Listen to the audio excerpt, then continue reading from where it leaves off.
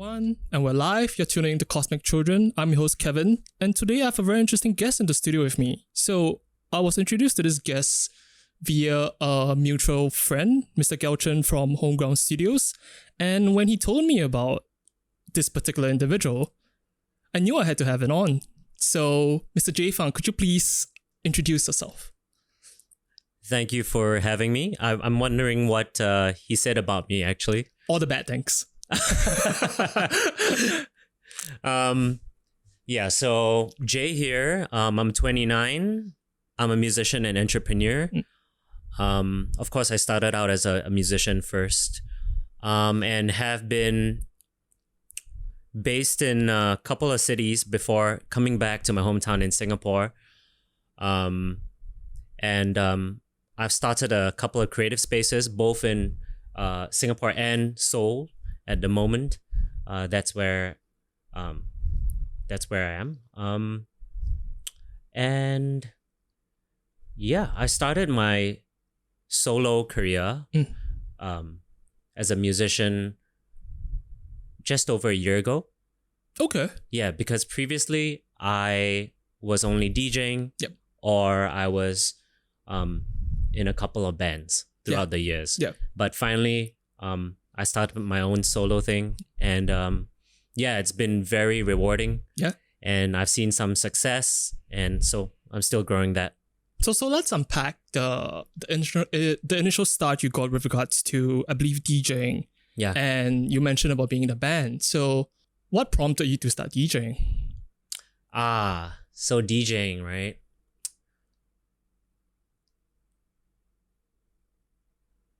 I guess it would have to be my love for hip-hop.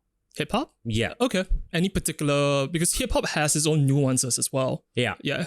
Any particular group or any particular individual that really, I guess, inspire you to make to cross the gap to actually want to go and do it? Because you can just be a consumer, like a listener, but why pursue that particular thing? Well, I guess at that time when I first started, when I was introduced into the world of DJing and specifically turntablism. Yep. With the turntables and like analog, which I actually discovered on Counter-Strike. What? By the way, is it a map? So I used to play games, to play a lot of Counter-Strike, especially. Yeah. Even before I got into music, and I met this guy who called himself like DJ Nico or something like that.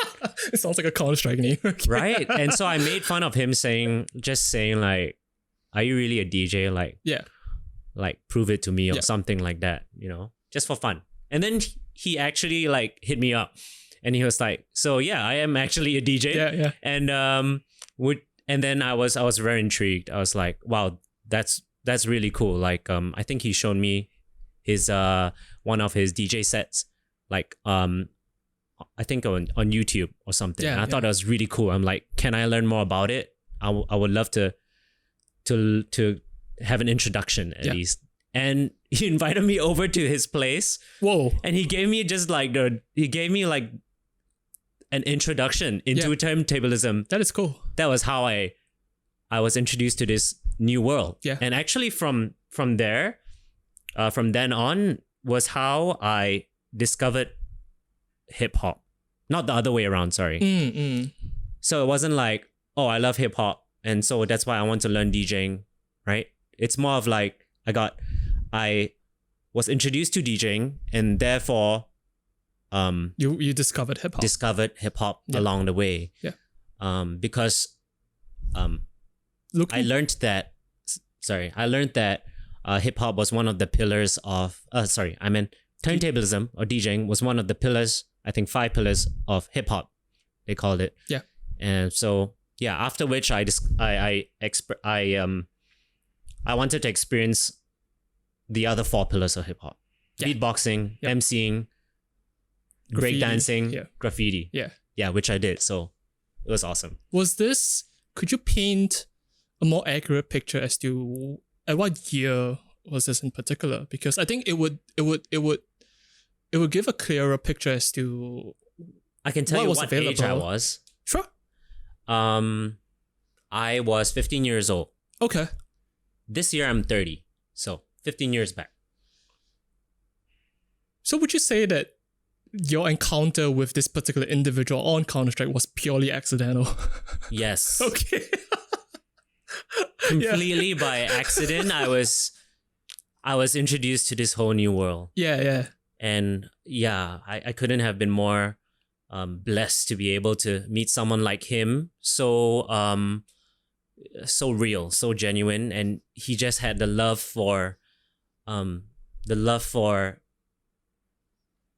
DJing and hip hop. Yeah. So a lot of respect to him. And the fact that the DJ pieces... Nico was actually really his alias. Yeah. Yeah. And he introduced me to DJ school after which I met DJs like Shell Suit and then Koflo, who became my mentor. Yeah. And yeah. Could you speak a little bit to the climate of things back then?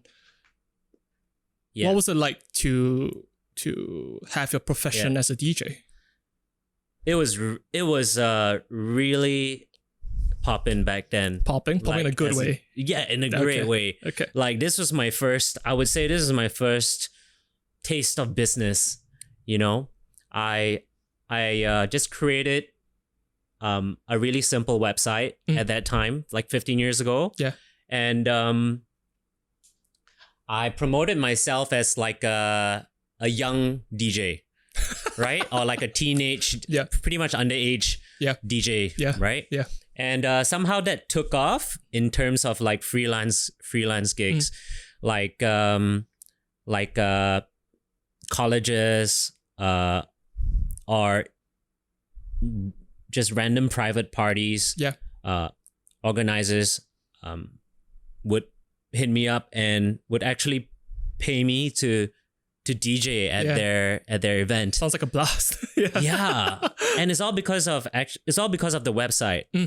I mean, now if you were just there are too many websites now, it's diluted. But at that time, especially like a 15-year-old DJ, if you were to come across a website that promoted a 15-year-old DJ, who was of course more below market rate.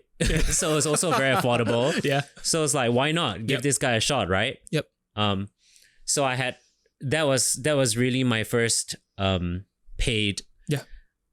It was really my first job, I guess. And it became sort of like a business. Okay. Because people just came through my website and then just emailed me to do these gigs. Yep. Even one time I remember earning, and I was like 15 or 16 years old at this time. I remember earning like $1,000 for just one night of DJing, perhaps 2-3 hours. And yeah, I thought that was amazing. So you cut your chops doing these freelance gigs for a couple of years. Yes. Okay. Did you have a mentor with regards to this, or did you just navigate things as they came along? I would say I navigated things along the way. Yeah. I'm very much an improviser, and although I do set goals for myself, I like to keep it fluid. Yeah. Because the path along the way will change depending on what obstacles come. But as long as you have the goal set for yourself, you'll find a way. You'll find a detour. You'll find,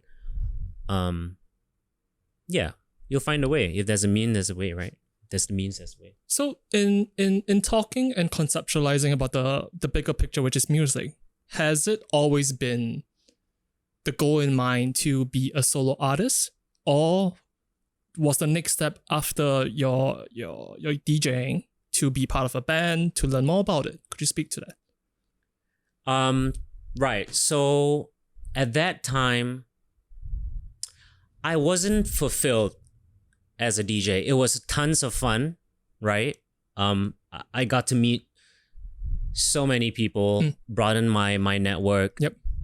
With nightlife and whatnot. And you were below 20 probably. Yeah.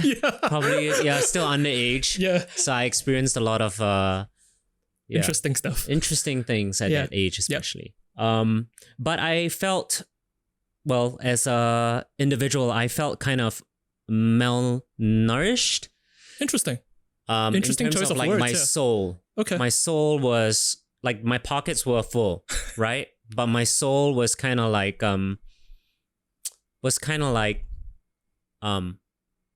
empty. And you distinctly recognize this particular feeling back then. Yes. Okay. Yes. Yeah. So I remember this, and it's because I was playing other people's music, right? Like I love listening to music. Like I love playing music for others. Yep. As that's what DJs do. Yep. But I wanted to create something original, right? And so being a DJ, I didn't feel like I had that. I wasn't doing that, right? Yep. I wasn't creating. I was performing. Yep. More so. And that's how I then moved on to learning music instruments.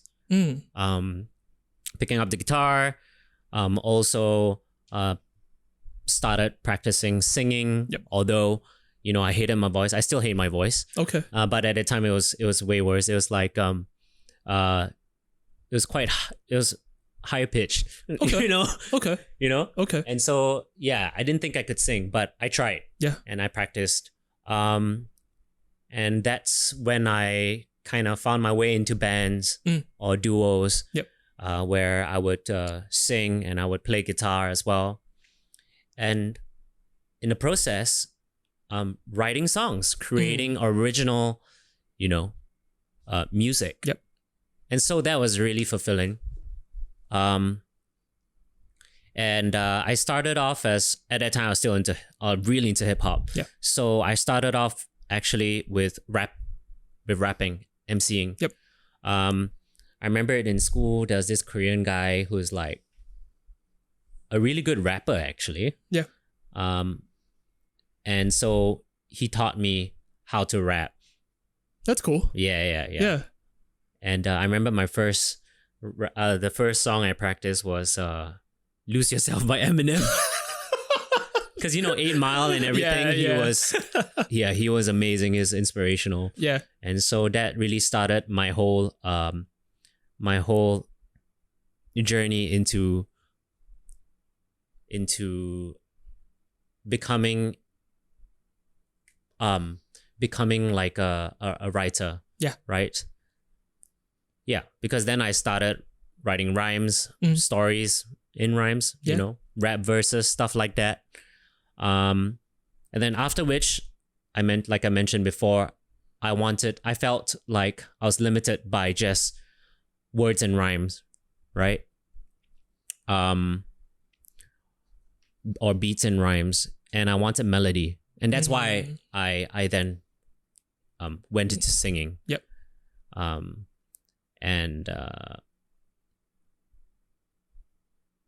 And guitar. Yeah. Yeah. So, I'm curious to know what about hip hop drew you to it? Do you remember? A sense of belonging. Okay. I felt at that time, I was pretty emotional teenager, I think. As with all teenagers. Most teenagers are, right? But I didn't feel like I belonged in any clique or circles at that time. And so with hip hop, I did feel like I belonged. Okay. Yeah. Kind of like a bunch of I don't want to say misfits, I would but say like misfits. but like or like I don't want to say outcasts either, but they're just unique. I felt like at that time the group of DJs that I used to hang out with and learn the art of turntablism with were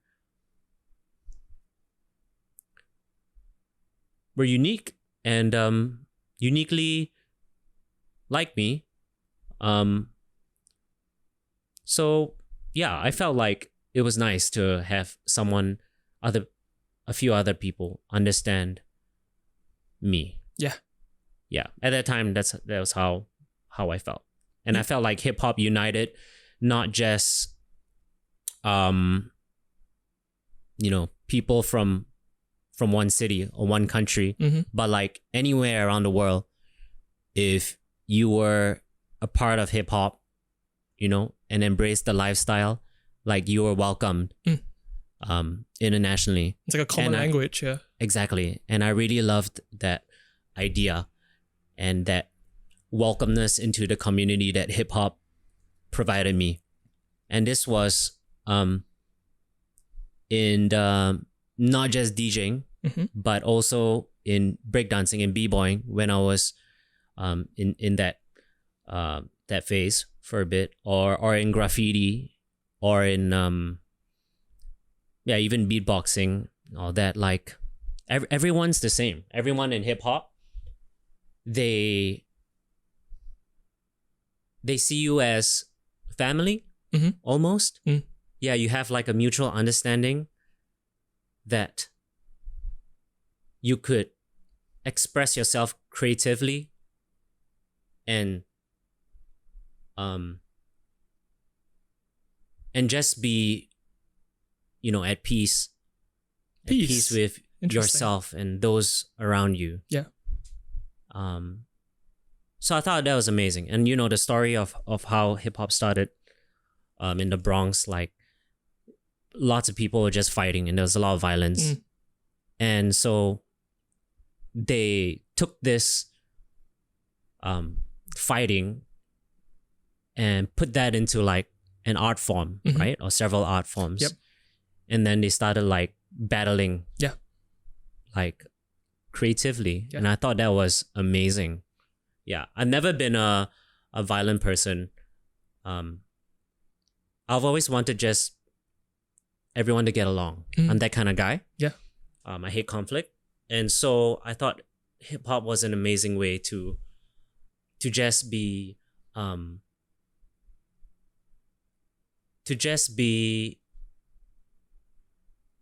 laid back, just be chill, Yeah. And it is really a product of its time. And props to, I think it was Kool Herc who started the whole thing, and how it started growing since then until what it is right now, to even have these distinct, I think you call them art forms, art movements now, that have kind of reverberated across the world, really. It's not just concentrated in just the Bronx anymore. I think within 10 years, because of the train lines, graffiti spread to America, to Europe, and everywhere else. I think there is a certain, I think looking back, hindsight 2020, but I can imagine going through, because I believe during that time, I think New York in particular was very perilous. It was different totally. And to imagine that something so innocent and so simple can flourish, I think 2 or 3 decades later into something like this, I think that is quite amazing. Yeah. Absolutely. It has just blown up, and it has people around the world has kind of made it their own. Yeah. Like hip hop in Singapore or hip hop in Africa, for example. Like it's going to be different. Yes. Although at the very core of it, the message is the same. And so yeah, I think it's amazing where hip hop has where hip hop started and now has become what it has become. Yeah. You mentioned about the how you started DJing, and you dabbled in the different pillars of hip hop. What were the types of communities that you were interacting with in Singapore? Were there the same vibrancy as with the DJ community, let's say in the breakdancing community, the graffiti side? Because these were early days, like early 2000s, maybe closer to 2010. Perhaps the infrastructure, perhaps there weren't a lot of people doing it. So could you speak to when you were looking out and wanting to explore these different art forms? What was it like? I felt at that time it was actually like it was about the peak. Okay. In Singapore, at least, of the golden era of hip hop. The golden era of Singapore hip hop. Yes. Okay. I would say now things it's more like trap now.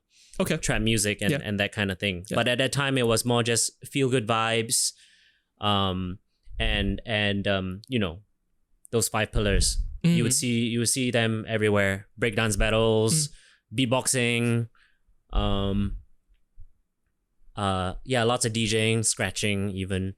Yeah. So at that time I would say it was quite vibrant. Okay. And quite popular as well. Yeah. So there are more than enough events to attend to, and the communities, right? In the dance scene, the breakdance scene, or the DJ scene, they were brimming with energy, with people, passionate people, who really just love the art form and love what they represented.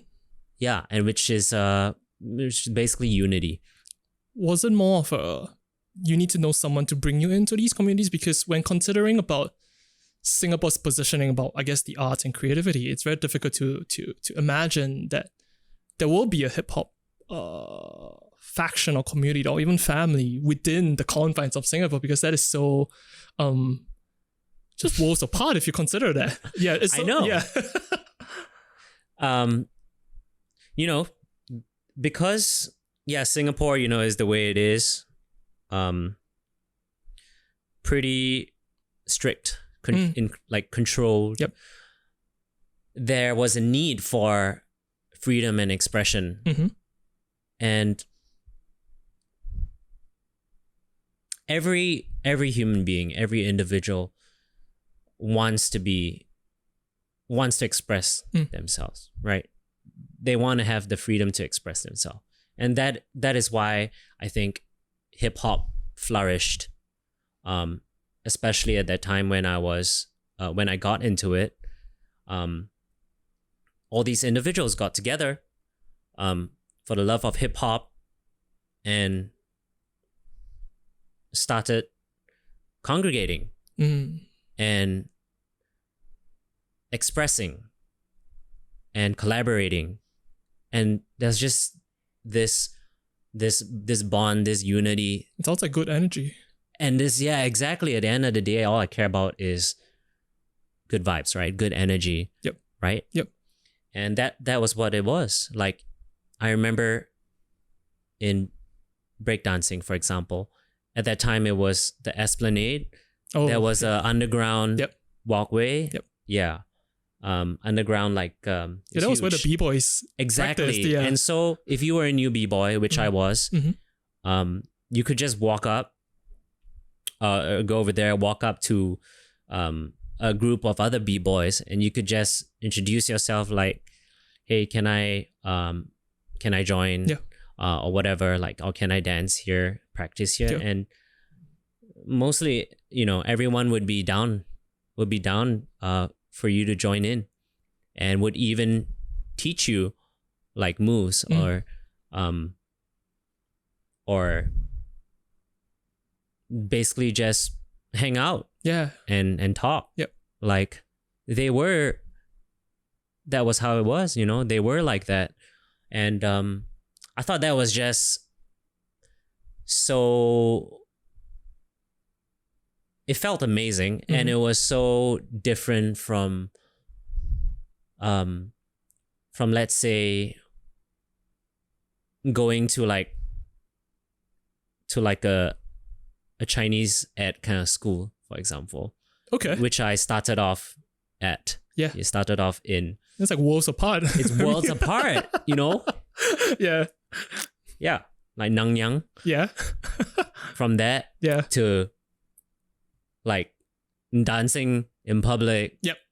In the underground passageway of the Esplanade. Yep. With a group of multiracial, you know, Yep. Community. And I really like that. I really enjoyed mixing with different races or different backgrounds, and just learning their perspectives and just appreciating their stories and who they represented, you know, or and their dreams and aspirations and stuff like that. Like, I thought it was really motivational for me to meet these inspiring people. Yeah. Yeah. It's very interesting to consider. It's very interesting you brought up the memory as well, because that is something that no amount of comedy planning can ever achieve. Like, to say that, hey, we want to plan regular dance meetup at the underground walkway of Esplanade. Like, that is unthinkable. But to that point, it's the practicality of the space that brought people there. And they were fucking religious about it. They don't do it like once a month. They don't do it like once every 2 weeks. They do it consistently. So much so that it is to be expected, I think, for a certain time period, that if you were to go through that space, you will see people dancing there. Yes. That is a very interesting thought to it, because it shows the adaptability of people wanting to express themselves, because it is out of necessity that in breakdancing, you have certain moves that you have to throw your body on the floor, you have to fling your body to showcase a certain movement, and you can't do those at certain areas. So it's out of the sheer sense of practicality that you just used it. And I guess props to the Esplanade as well for just letting them be and not being like too strict about it, because they were doing that maybe close to a decade or so for a very long time. Yeah. Now people do TikToks there. So I guess that's the evolution. Yeah.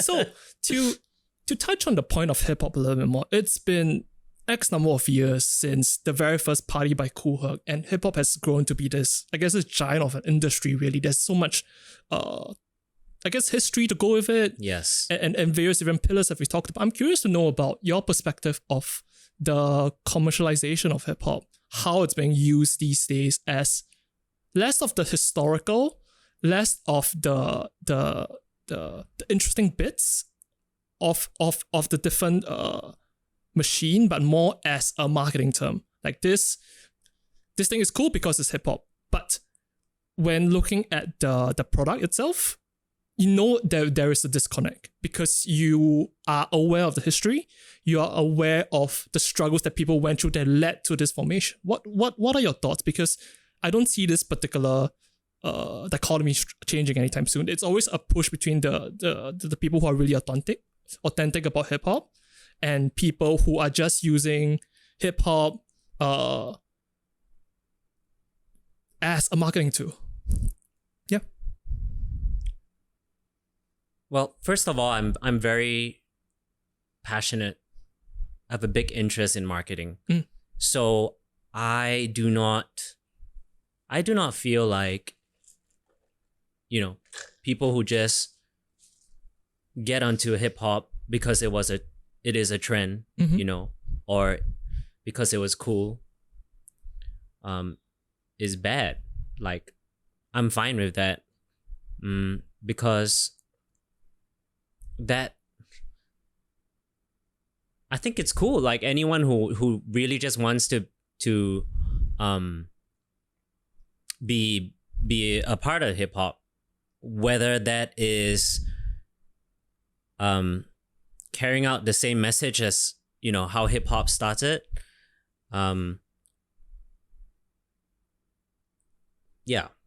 whether it's that message, or whether they're just doing hip hop for marketing's sake, right? Marketability. I personally am okay with that, because I think trends are cool, and you should take advantage of it. If it was EDM at one time, and then now it's hip hop, and I don't know what's next. Like, it's fun. It's fun to ride the trends, and I don't see any wrong in that, unless you are, and a lot of I guess OGs of hip hop would be condemning, the current state it's in right now. But I think it's cool how it has evolved and how it's so way more diverse, not just these 5 pillars that once was. Yep. It's more than that. There's so many more sub genres that have come out of hip hop or subcultures. Yeah. And I think that's cool. I love variety. I'm a big fan of just seeing many different styles or groups of people or like kinds of art or forms of expression. And so I like how it's so there's such a variety now. Yep. That has really just spun off from that single message back in the day from the Bronx. Yep. Yeah, I'm fine with the evolution, and yeah, it's very interesting as well to see.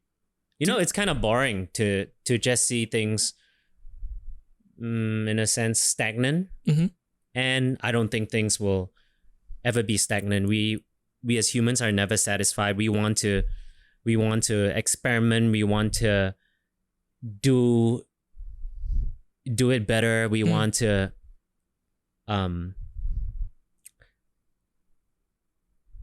kind of find new ways to create fresh sounds or fresh vibes or fresh songs. Yep. And so yeah, I like how it's been transformed.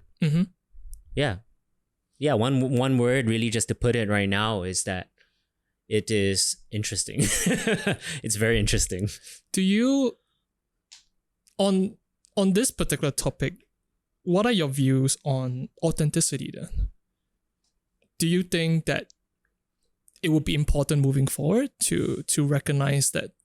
Because we mentioned about, let's say, there might be some OGs of hip hop that says, hey, whatever that is new might not be the foundation, but it will come after. So there's always going to be this eternal debate about what is authentic and what is, on the flip side of that, what is non-authentic. What are your thoughts to that particular debate? Well, I do believe being authentic, being yourself is important. So whether it's hip hop or whether you're doing even pop, right? Like, it should be coming from who you are. It should be, well, personable, And so being authentic, honestly being authentic sells. At the end of the day, because you would get to the listener, they would relate to you because you're just being, like, you can tell if someone's more or less, you can tell if someone's telling the truth, in their songs, right? How do you tell? Like,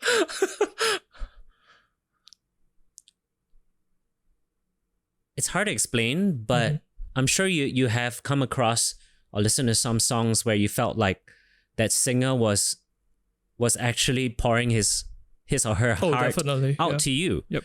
And so that's what I mean. That pouring, the story may have been exaggerated or kind of like made more colorful or pretty, but the emotion has to be genuine. And as long as you deliver that emotion coming from the right place, from a honest place, the listener is gonna feel it. Yeah. So being authentic is important. And in regards to like hip hop now, like even those many new kids who are riding the trend of hip hop or have been riding the trend, I do feel like they are being genuine. They might be talking about sex, money, drugs. But that's because they are doing that. And so that is their life. Like, I mean, they chose that life. Yep. You know? Of course, they might have gotten into it because they thought that's what being hip hop is about. Yep. Which sucks, of course. Yep. But then, because they experimented with, you know, sex, money, drugs, or started the chase, like, it's easy to get addicted to those things. Yeah. Right? All these pleasures and vices. And I'm sure many of them got hooked. And the songs that came out during, like, after they got hooked, like, is honest, because they are struggling with addictions and their vices and all that. And if you do too much of anything, especially like drugs, for example, right? Or any kind of addiction, like, it's going to be detrimental to your mental health. Yep. Your health, especially. But your mental health would be at risk here. And that's why I do feel a lot of hip hop now has more of a dark, kind of like a dark mood to it. A dark mood. Yeah. Okay. It's more, like emo trap, for example. I don't know if that's what they call it, but it feels like it's very emotional. And the trap, like there's this whole genre, trap music, where they are just rapping about pretty depressing stuff. And I do believe it's because they are going through that, they are struggling with addictions. Yep. And with the challenges that the world is going through or where they live, the city that they are in, maybe with a drug problem in that city, for example, that could just take over the whole city and ruin many people's lives. And they're just sharing their experiences, and I feel like there's no wrong. Everyone should be able to share their experiences, whether that's through hip hop, or whether that's through folk music. Yeah. It is certainly awesome. It is certainly very interesting to consider if you have a macro look at the types of individuals, groups producing hip hop music. You trace the discography, let's say from the 80s to the 90s to the 2000s to the 2010s, and even up to right now. It's a very interesting progression because it started out, being very raw, and they're rapping around their surroundings, going on to a period of where there were more gangster rap, past that into, I think, more melodies because the artists themselves were experimenting, maybe to the early 2010s. There were a lot more unconventional pieces that mirrors the types of music that they were hearing. So those were different, like Drake and J. Cole, and now going to the emo, the trap thing. So it's very interesting to consider that this is the evolution, and people still go back to the groups of the 90s, like the Wu-Tang folks. And it's also very interesting to consider that all these members right now, they're doing there are different endeavors and side projects that totally differs from what the image that they had back in the 90s. It is so interesting. Yeah. Interesting is the word, like I said. It's unexpected at times, and that's what I love. I love being surprised. Yeah. So to that point of authenticity and being yourself, would you say that this is the bedrock at which you write your music and you create? Yes. 100%. Could you talk more about this, about your particular process and how perhaps it has changed since perhaps when you started to now? How has this changed? So when I started, I used to just want to make people dance, Okay. Starting off as a DJ, that's your job, to make people dance. Yep. And so that carried on with rap, with producing when I started that with singing, playing the guitar. You know, I was in a funk band one time. And so that was all just to make people, I guess, happy. Okay. Right? Fair Happy enough. Yep. And want to dance.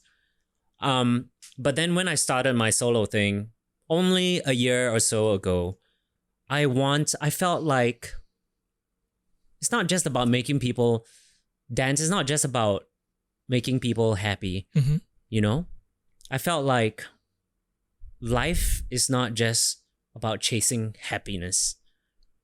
And so I wanted to show the flip side. Okay. And express my flip side, Yeah. which I never had before. 2 years ago, I never shared I never really shared anything personal in terms of songwriting in my songs. Yep. It was all just like, hey, we're all having a good time. Let's just, let's just enjoy this moment, have fun. Yep. That was the message I was putting out for over a decade.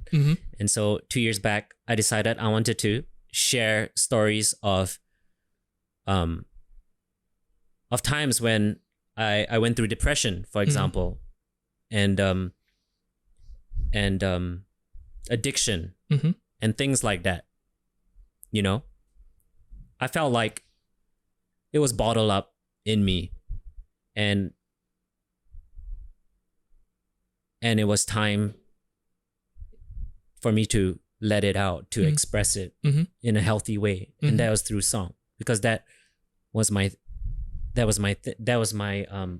I would say my medium, my vehicle of release, right? Yep. Having been into music for a while now, so I decided it was time to share. And I used to care a lot more about what people thought about me. Okay. About you or about the music you make? Or everything. Okay. About how I look, about how people perceived my music, this whole character. But then there came a time 2 years back specifically where I felt like I just wanted to be personal, I wanted to share personal stories, and at the same time provide this kind of help me in the process, this therapy, this music therapy, that has helped me and that is helping me express, and perhaps in the process help other people relate to my stories. We're not too different at the end of the day. We all have similar struggles, or similar struggling with similar feelings, yeah, right? That's human nature. So I wanted to let my listeners know that they are not alone in this path of struggles. Yeah. They're just obstacles. And yeah, I wanted them to know that we're in this together. You're not just the only ones, facing this issue, facing this these feelings, And so yeah, I felt like I was healing myself. I'm healing myself being this personal in my music. And it's therapeutic. And at the same time, it could help someone. Yep. It could help someone feel like there is someone else who's feeling what they're feeling. Yep. And yeah, I remember being a depressed teenager. I listened to like Eminem, for example. Yeah. And I know he creates crazy stories, but which all I believe stemmed from personal experiences, Yep. I felt like I wasn't alone during that time, during those bouts of depression that I had as a teenager. I felt like, wow, he's facing way crazier stuff. stuff. And I'm like, okay, shit, that makes me feel less shitty. Yeah. And I should just appreciate what I have going for me and know that I'm not alone in this, and that, did it give you hope? Absolutely. Okay. That's exactly what it did. It gave me hope. Yeah. Gave me strength, in fact, during that time. What sort of strength are we talking about?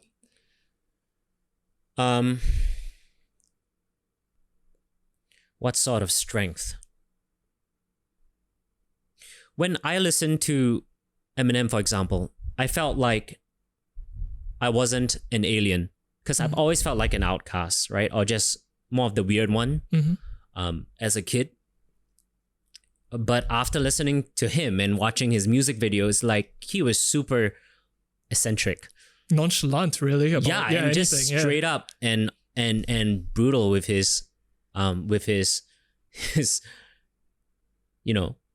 his music, his expression. Yep. And that was inspiring to me. That was kind of like who I wanted to become, and who I also felt like I related with, because he was just nonchalant, right? Like you said. And that gave me hope, like seeing someone such as himself become so successful and really motivating other people, in the process, raising them up, inspiring them, including myself. He gave me hope. He gave me strength to see myself, in the future, becoming someone successful, but at the same time also embracing my identity, being my weird self, but also be successful at the same time. Yeah. Because if not for his music and, other artists as well who kind of put out the same message of authenticity, society was telling me otherwise. I should fit in, especially in Singapore. I should be good at these subjects to secure a good job in the future, or be respected in the with my relatives, my family. All these societal expectations and pressures. Yeah, it was really stressful for someone as sensitive as myself too. And that kind of made me depressed as well. Yeah, I can imagine why. Yeah, no shit. So, yeah, that was challenging. Yeah, like going to school really early.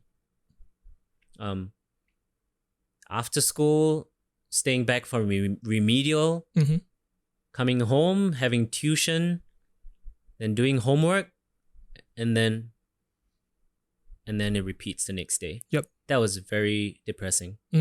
And not everyone is academic, you know, and not everyone has to be academic. It really depends on what,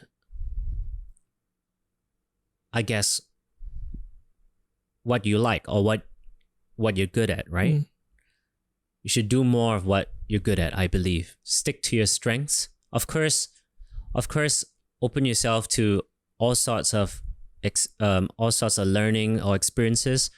But if there's something you're drawn towards, and something you feel like you are interested in, and perhaps eventually become passionate in, that's more important. At the end of the day, that's more important than doing what the rule book tells you to, the societal rule book, what it tells you to be successful, the formulas of success, is doesn't work for everyone. You know? Yeah. And doesn't please everyone, especially for a creative like myself. I was very different, and so I had to find my own path, and that started off with listening to Eminem, for example. Now that I remember, actually, I listened to him. He was the first hip hop artist. He was the first hip hop artist I listened to. Yeah. Before that was like a couple of boy bands and stuff, but like you know. Yeah. Like, Yeah. But after that it was like Eminem, and I really stuck to him. I really stuck to his music, for the longest time, and then I was introduced to, or I kind of like accidentally discovered this world of turntablism and this whole bigger culture that hip hop was. Yeah. Yeah, I forgot about it, but yeah, Eminem was really the first. Even in considering Eminem's rise to fame, his prowess as well as discography, he stood out like a sore thumb. Even amongst the community of hip hop artists and rappers. And I believe if you look back far enough, you can, I think, find interviews and even written articles about people slamming Eminem. His content is too violent, his content is too extreme, he is not an actual rapper because of his race. Even in those were the common topics, yes. But his craft and his music persists. Yes. Yeah. So I'm curious to know, if you were to listen to like an Eminem track from that particular period, do you still think about yourself back then in that particular way?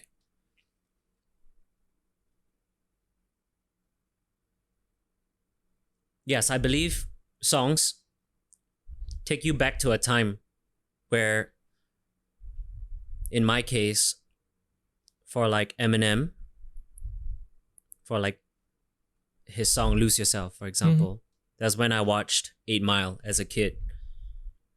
It really inspired me, and so now if I listen to Lose Yourself, which was the theme song of that movie, it would take me back to that time when I was a teenager and what I was going through and how I felt his music inspired me to be a better to be a better you. Just be a better version of myself every day. Yeah. Be better than the day before. A better person than the day before. That was the kind of strength he gave me, and I am reminded of. If I listen to that song now, it transports me back into that time, and it would remind me. It'd be a really good reminder of how music brought me hope through my depression. Yeah. You mentioned about depression and you going through it. So I'm very curious to know your thoughts on this. There's been various conversations about the topic of mental health, and various conversations have been had and will continue to have because of how, I guess, we as a society are more open to having these dialogues. Finally, we have actual words to describe, not all, but some, hopefully more in the future. I'm curious to know, what do you think is not being talked about? Having been someone who has actually went through it. What's not being talked about now? Yeah.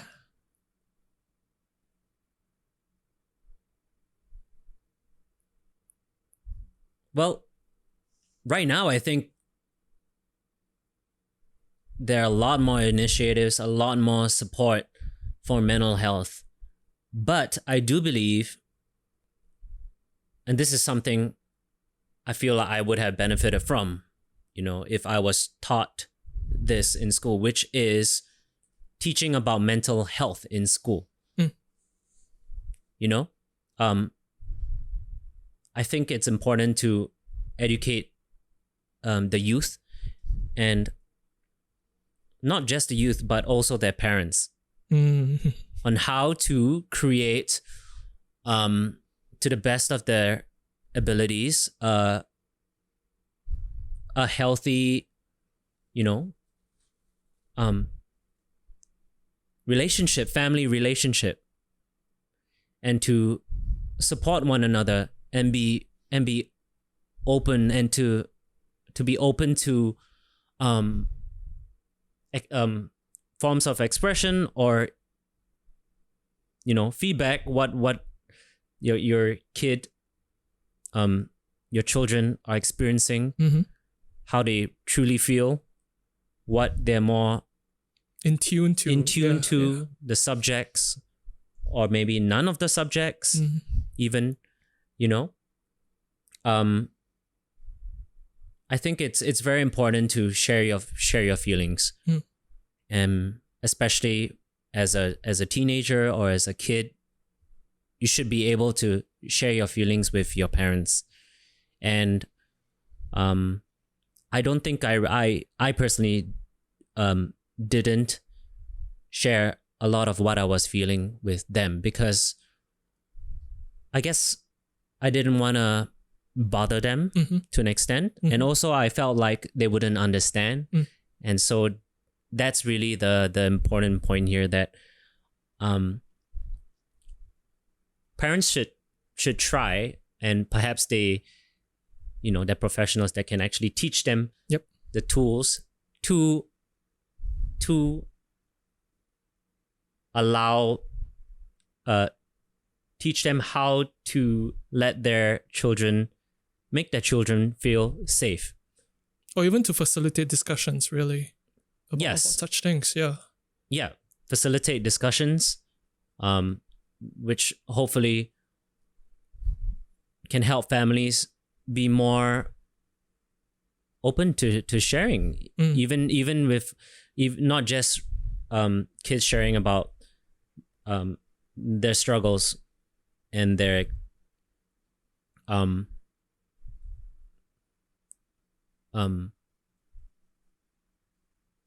not just their struggles, but even the parents should be open to sharing their feelings with their children. So there's a mutual understanding. And there's a mutual, exactly. Something as simple as that, although not often practiced enough, would be game-changing, would be pivotal, and that would resonate to the whole, that would definitely resonate throughout, throughout the whole country, even. And bring better generations, bring more healthy, mentally healthy individuals, the new generations to come, into the society, and in the process altering the society, creating a better society.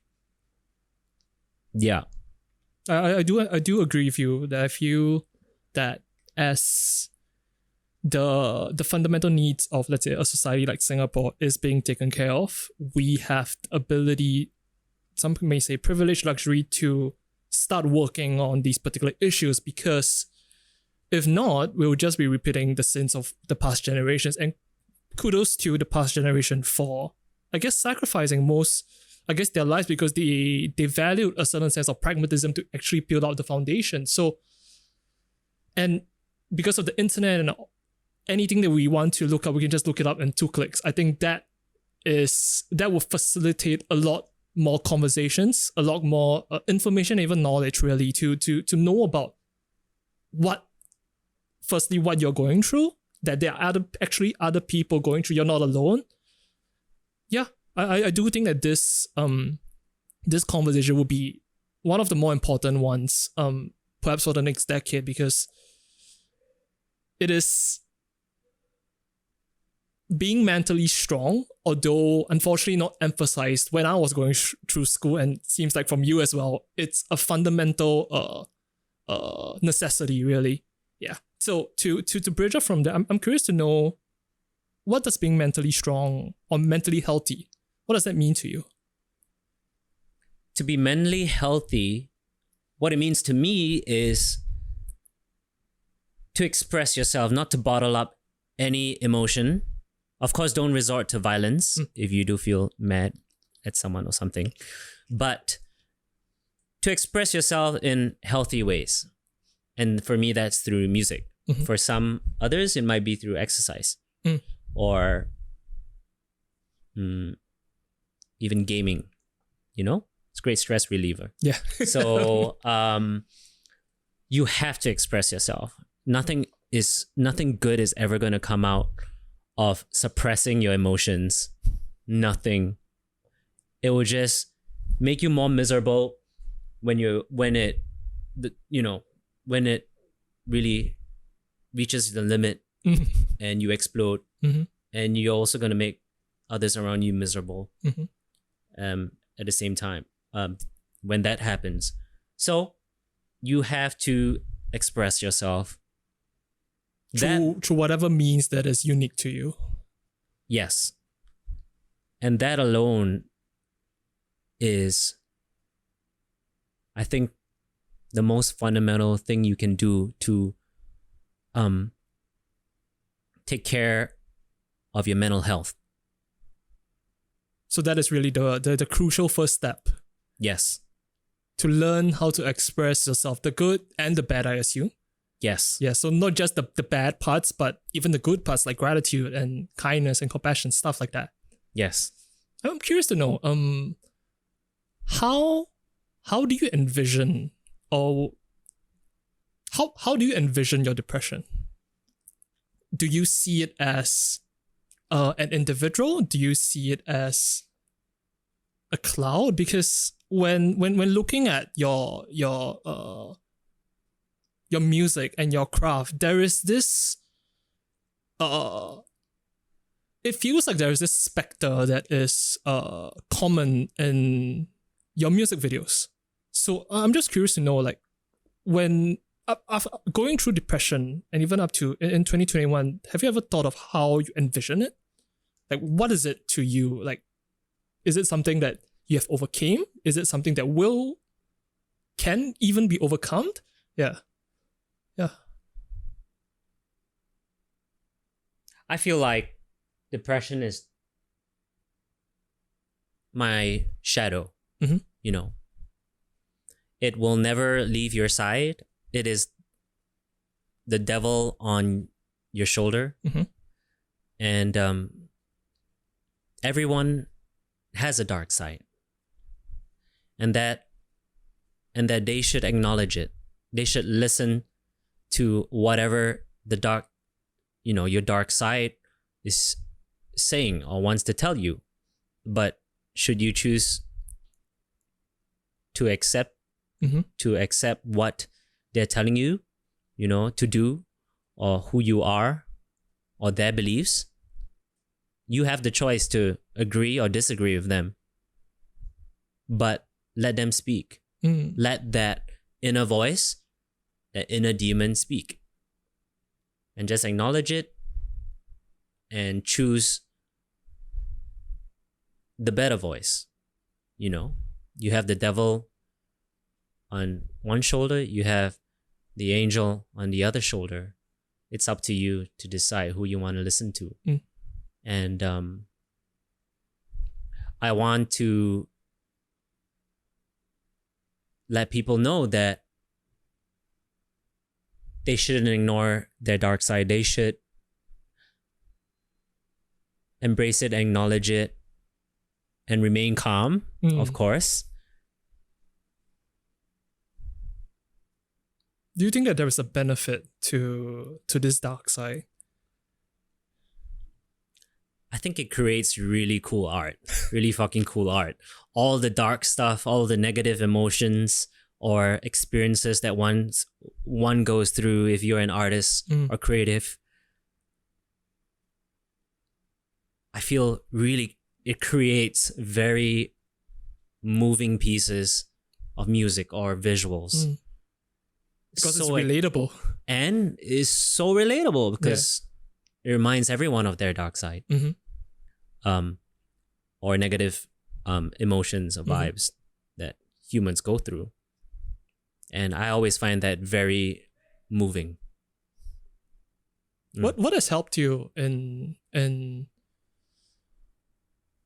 being able to accept and to embrace this dark side of yours and to perhaps be more in tune with the good side? What has helped you in this particular regard? Well, I believe that after embracing my dark side, letting all these negative emotions come out in my art, my music, I then created room for more of the good stuff to remain. Interesting. You know? Yeah. So I poured out my emotions onto paper, into song, to my recordings. And that was when I could hear more of the good stuff in my mind and in my heart that I wanted, which I wanted to remain rather than vacate, you know? And, you know, when people say, I'm sure, especially the older generation, they would say like, oh, cheer up, just think positively. Like, why are you thinking like negative thoughts? Just smile, just be happy, right? Be a clown, basically. Yep. I don't believe that's going to do you any good. Like I said, that's suppressing. That is suppressing your emotions. Whatever you feel is whatever you feel. And we all feel negative emotions at times. So you should let those emotions speak. Let those emotions come out in appropriate channels. Appropriate channels in art, in fitness or whatever. And only then you would have the headspace to focus on what's remaining and to hear the good stuff. Humans, like, we, you know, being like primal, our instincts, ever since we were cavemen, I mean, we had to survive, right? Survival instincts, survival thoughts. We would always be worried, always look out for the next dangerous, you know, thing that's coming our way. And so we still, and that is why a lot of us still think about and worry about everything. Yeah. Many things. To be human is to worry. Exactly. Exactly. So that's like, who we are. So it sounds like depression is something that despite depression sounds like to me from what you just said that you carry on and you move on despite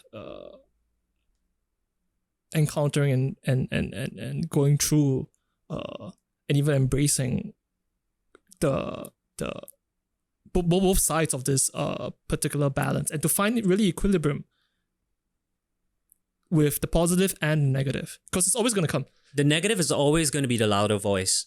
So that's why I would say listen to the negative stuff first. But you don't have to agree with it. Listen to it, let it speak, let it come out. Have the vehicles for it to drive away, you know, move out, vacate.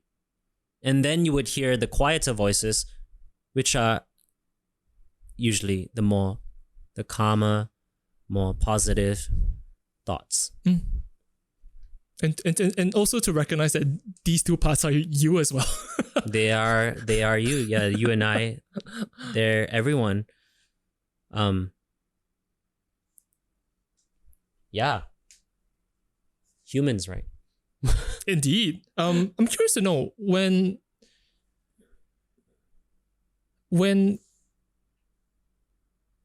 putting out music that is very close to your heart about the experiences that you have went through, were there particular challenges that you have faced in fear of being too vulnerable? Because yes, yeah,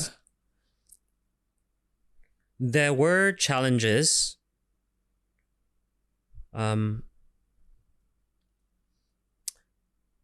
First of all, my parents. I was afraid to kind of reveal myself to them. I wouldn't say I'm close to them. Mm-hmm.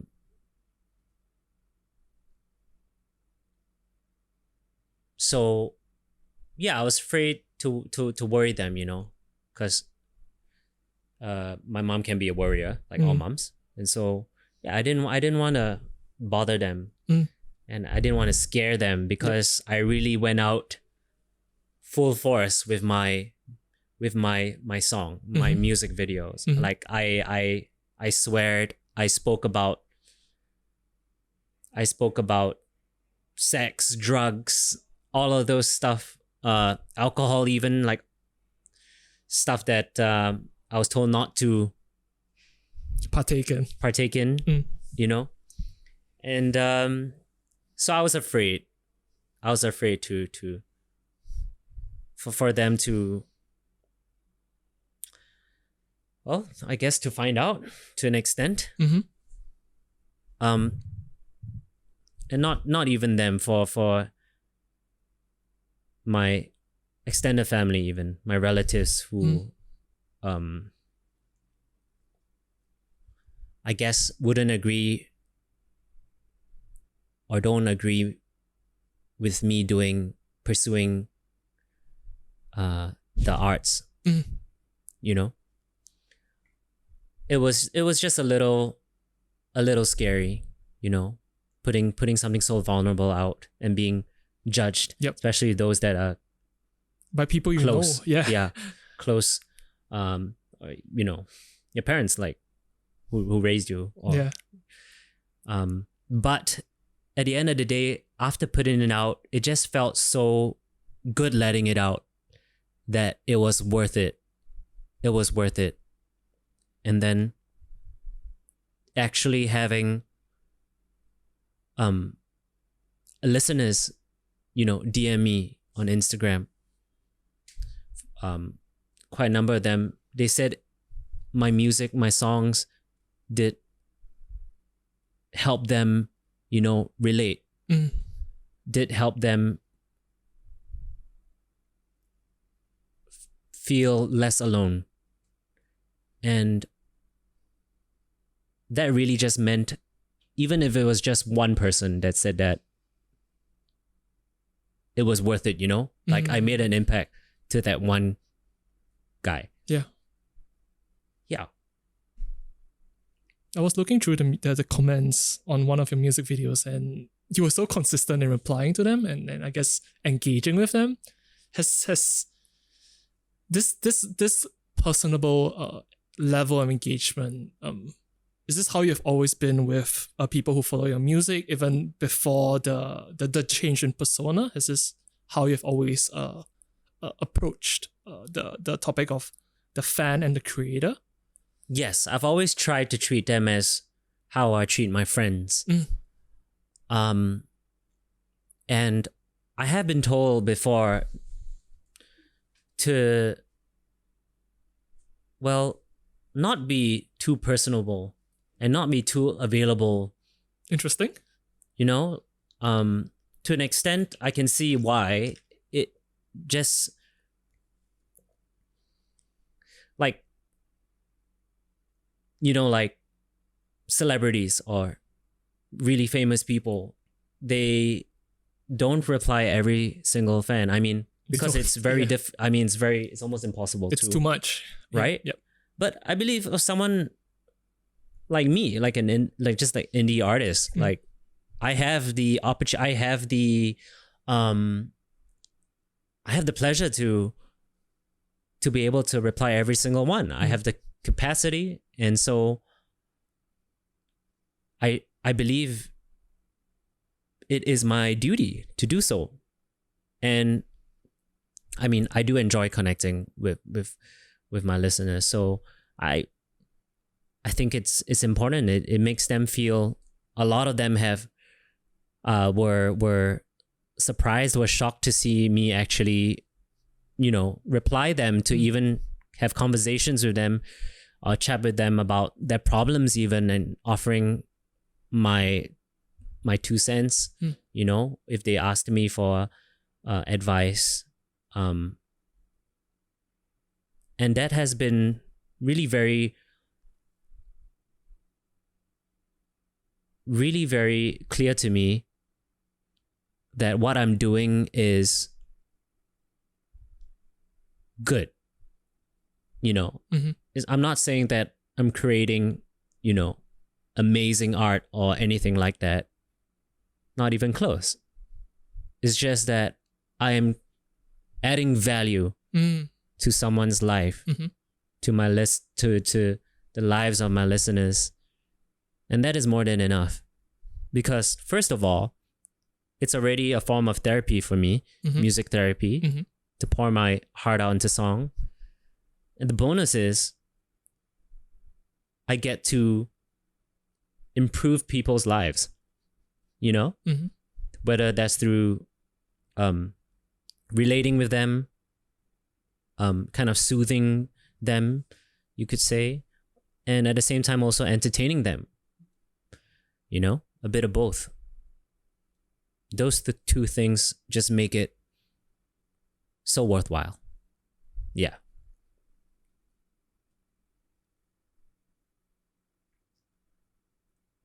Interesting. I would like to talk about your process when you create. Is there a particular type of headspace or framework that you either use or get into to create? I usually, because I'm writing a lot about struggles these days, my personal struggles, and the emotions that come along with it, I would usually start writing when I'm feeling down. Okay. Right? Because this is the artist that I am right now. I chose to share my dark side. And so whenever I am sad or mad or anything like that, I start to write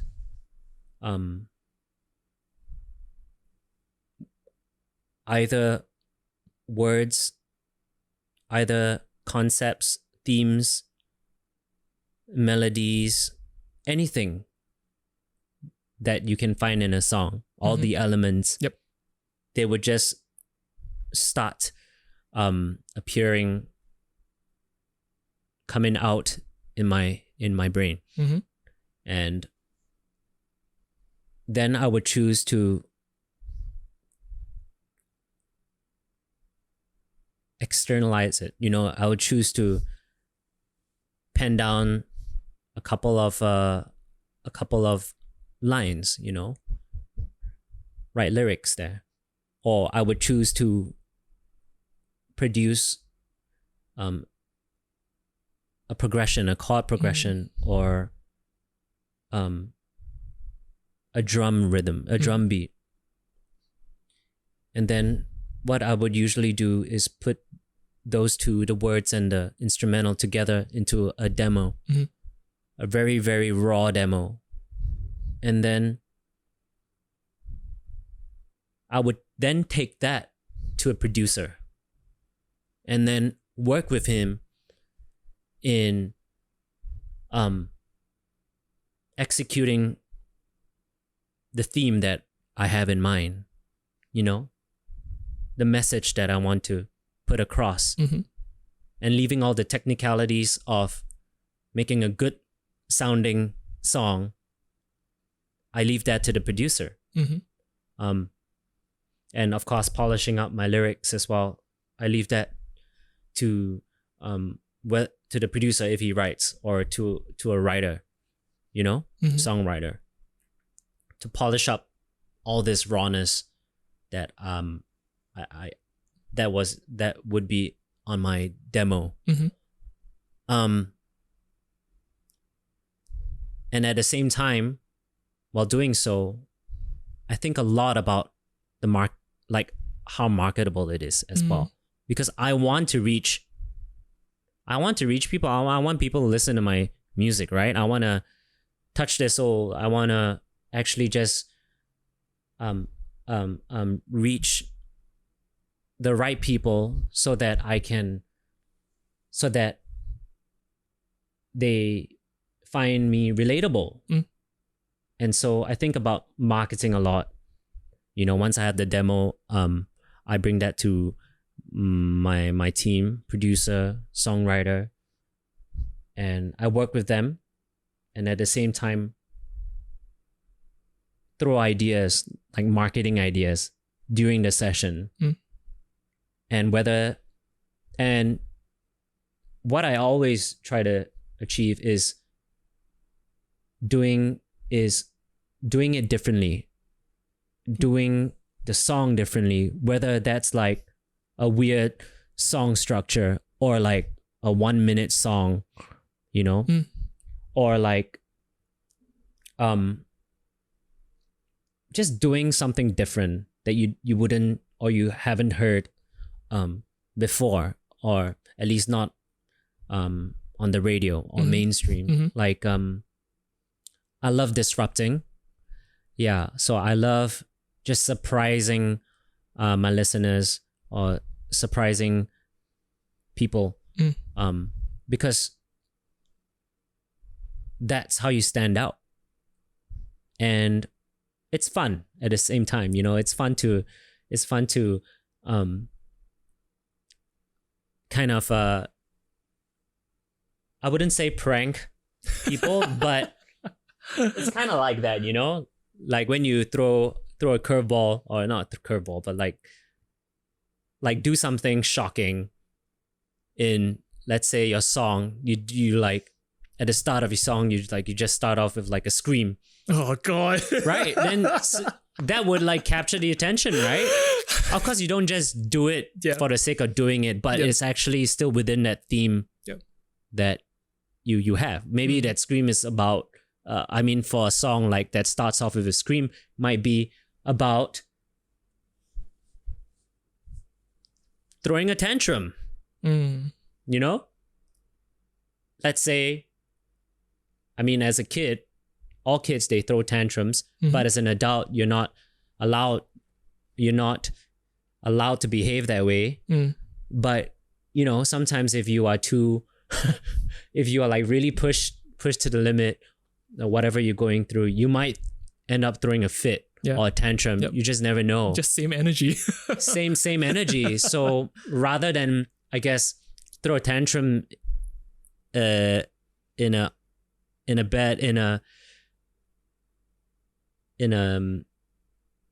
peaceful setting, like at home, you don't want to disrupt the peace, throw a tantrum in the studio instead, and let those emotions out. And coming back to my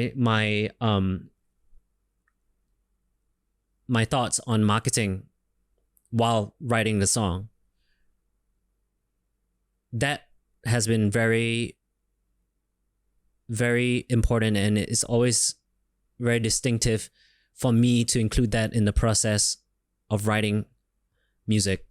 What do you mean when you say that the marketing has to be just as important as the music, has to be included? What do you mean by that? It means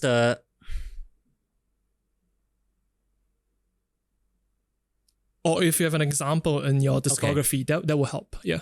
So I have this song called ADHD, right?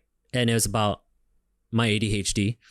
And it is actually 4 songs in one, inspired by Bohemian Rhapsody.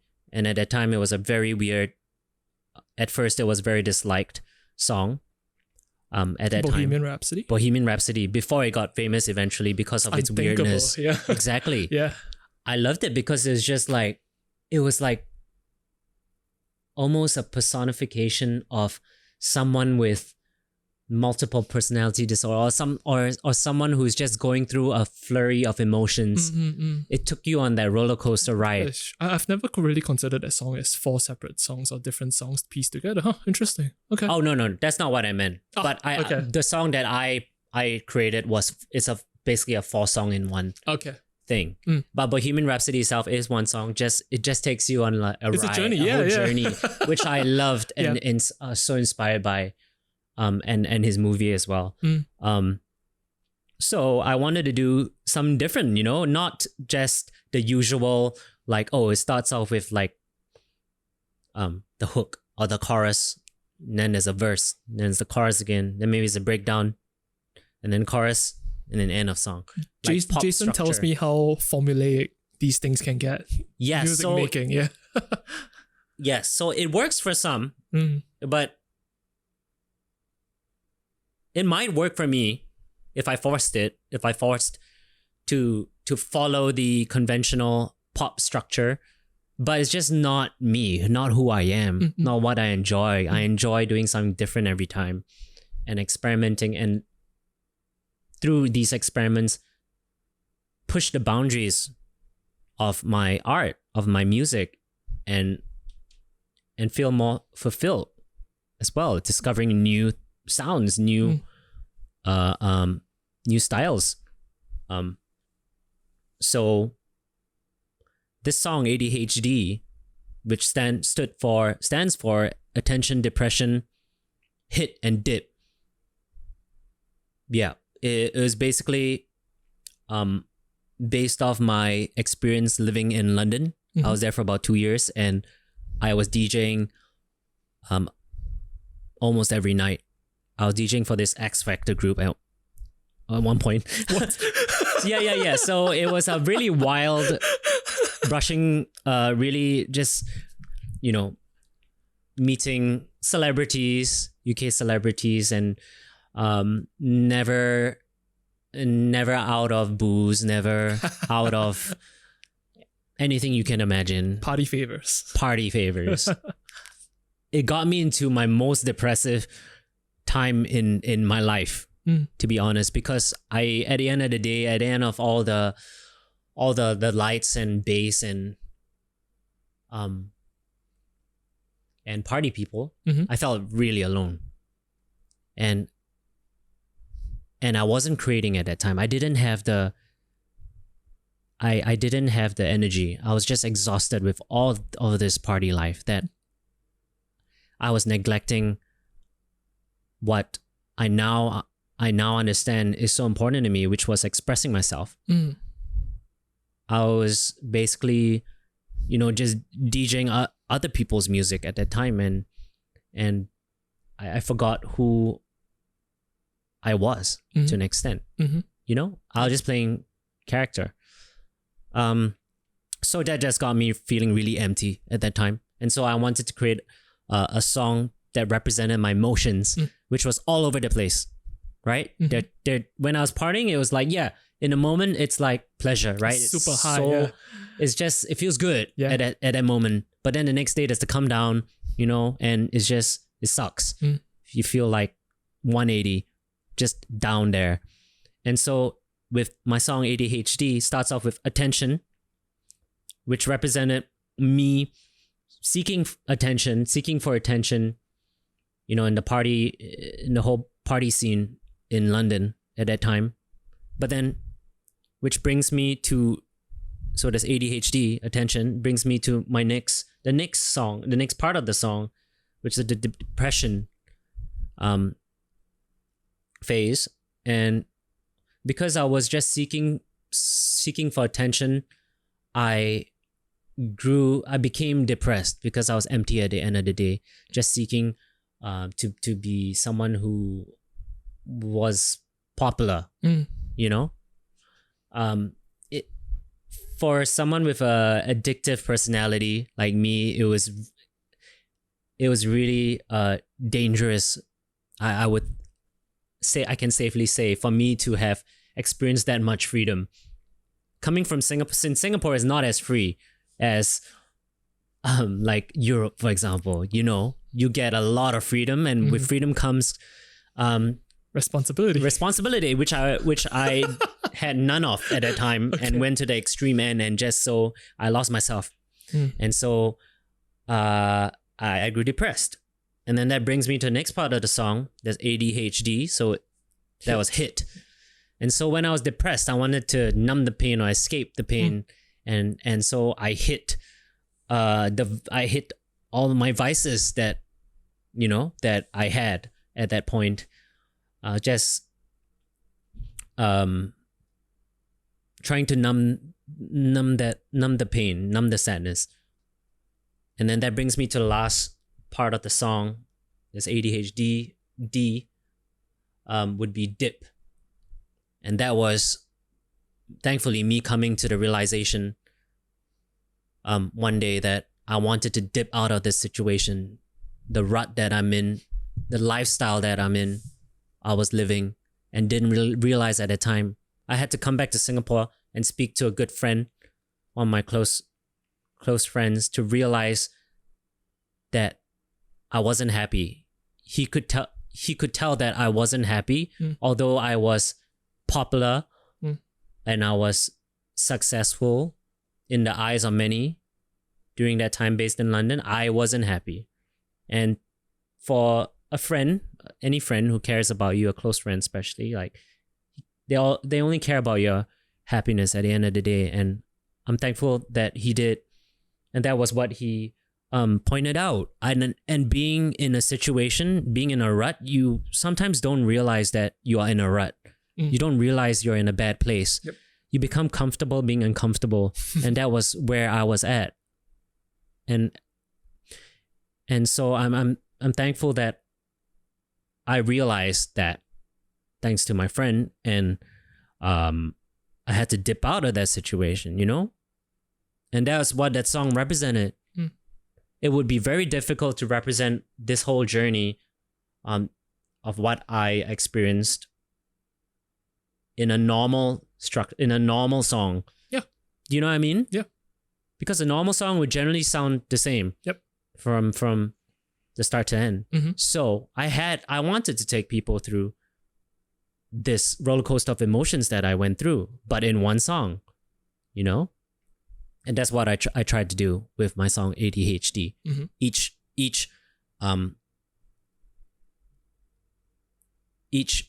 phase, each part of the song was perhaps a minute long, and they transited smoothly into one another. And that was very different. At least in Singapore, it was very different with what artists were putting out here. Yeah, you made it into like a choose your own which I did with my music video. Yeah, exactly. And so, you know, that was the song. The song was like this weird 4-song in one thing. And like the music video couldn't just be normal. I wanted it to be, and with my love for trying new things, experimenting with new ideas, I wanted to create something just as weird, and inspired by Netflix's Bandersnatch. Not to create, show, I wanted to create a YouTube kind of like version of that. And so on YouTube, if you watch my music video of ADHD, you can, at the end of each video, you can choose where you want to take the character, which is me. Where you want me to go? And yeah, it was a lot of fun. I even came out with I had a Instagram filter game developed. Okay. Side scroller. So what you do is you know, you use the front facing camera, you activate the filter, and what you do is you blink your eyes to have the character, this is like a Mario side scroller kind of thing, to have the character shoot out lasers at oncoming enemies or monsters, right? Yeah. and I did a competition and said and asked people to blink the hell out of their eyes to hit a high score for some money. Yeah. And someone blinked like over 1,000 times to win that money, and it kind of looked like he was having a like a seizure, you know. And but it was a lot of fun. No one got hurt. So that was nice. Yeah. And so that was just, you know, a campaign around that one song. Yeah. And I would say coming up with the idea of the song, create like there are elements of hip hop and pop and electronic, you know, urban elements in the song was in trend at that point. I just messed around with the structure of the song, right? So it wasn't just like obscure and like no one wanted to listen to it, but I actually had elements of what's trending, but just played around with the structure of the song. Yep. Right? At the end of the day, that's how you could see it. If you mess around just with every single element, it's just going to be too obscure. So it's about that balance. Like it's all about the balance. And I thought I had a pretty modern and urban sounding song with a very unique song structure. Which I felt validated and of that it was a good song because I had the opportunity to play this to the CEO of Universal. Wow. Because I was he wanted to this was like he wanted to listen to my songs. I remember putting out my debut single titled Tomorrow, and that music video went viral in Southeast Asia on YouTube. And so he took notice and wanted to meet up with me, and which I did, and then I shared, you know, the other songs that I had already produced. And one of it was ADHD. And he was saying like, this is the most interesting song. This is the song that will get you respect. Not respect in terms of like other artists. It's a very artistic piece of art, you know? And so I felt like, wow, okay. Coming from the CEO of Universal Singapore, like, okay, that means something. Yeah. It's different when you tell yourself like, oh yeah, that's a cool song. Yeah, that's, you know, it's fresh. Yeah. Artistic. There's always a biasness, and somehow you don't really believe yourself as much as what the people tell you, you know. Yeah. We tend to just believe what other people say more than what we tell ourselves. That's just how it is. And so yeah, there's one example of how I try to make things marketable, how I try to surprise my listeners, do something different for them. And what I always say, or what I enjoy the most, is finding new ways to allow my listeners, finding new ways for my listeners to experience my music. And that's not even just through listening. It's beyond that. Yep. I'm thinking, how else can they experience my music? You know, music video, visually, of course, but how else? And that's why I created a game. Yeah, Tomorrow, was it? Yes, Tomorrow the game, which blew up in the indie game community, indie horror game community, very niche, but worldwide it's pretty big. I now have almost over 1 million. It reached almost 1 million gamers, and so that was pretty amazing. Yeah, for doing something with a small game studio, with a small budget, but the idea took off. for tomorrow, did the song come first, or did the idea to do something game related come first? What came first? The song came first, and then COVID-19 came. So that was circuit breaker, and I got into Twitch. Yeah. And I was live streaming every day, and I kind of was reliving my childhood CS days. But I have always been a fan of horror movies and all that. But I was just really afraid as a kid. But as an adult, I felt like I wasn't too scared anymore, and it was just fun for me. Yeah. You know, I love the jump scares and all that. Yeah. I found it really cool, and so I had the guts or the balls to like play all the horror games I wanted. Like Phasmophobia and stuff like that? Yeah. Okay. Outlast. Yeah. Dying Light? Yes, Dying Light. Even like the old school, the classics like Slenderman and all that, like super fun. Yeah. And so I was gaming so much at that time, and I was so focused on my goal of becoming a Twitch partner, which I was at the end of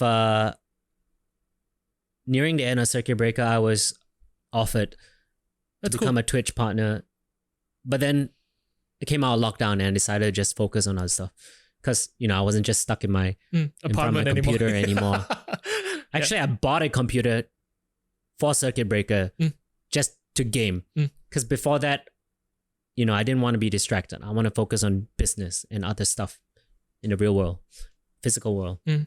But then, so having experienced all those games and how those horror games scared me and my viewers because I live streamed them, like I kind of knew what was scary.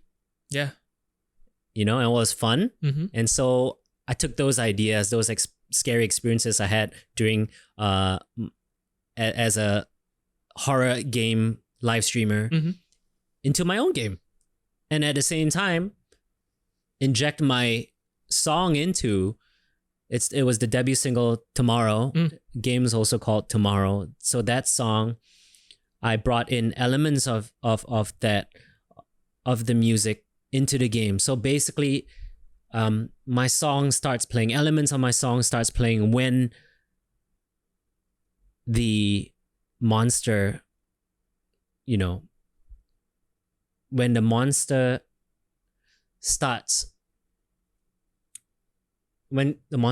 coming, how would I say, when it starts approaching you, when it starts sneaking up on you, the music, elements of my music starts playing to warn you that the monster is sneaking up on you and would eventually stab you to death. Yeah, that monster is me. Yeah. By the way, yeah. It's really fun.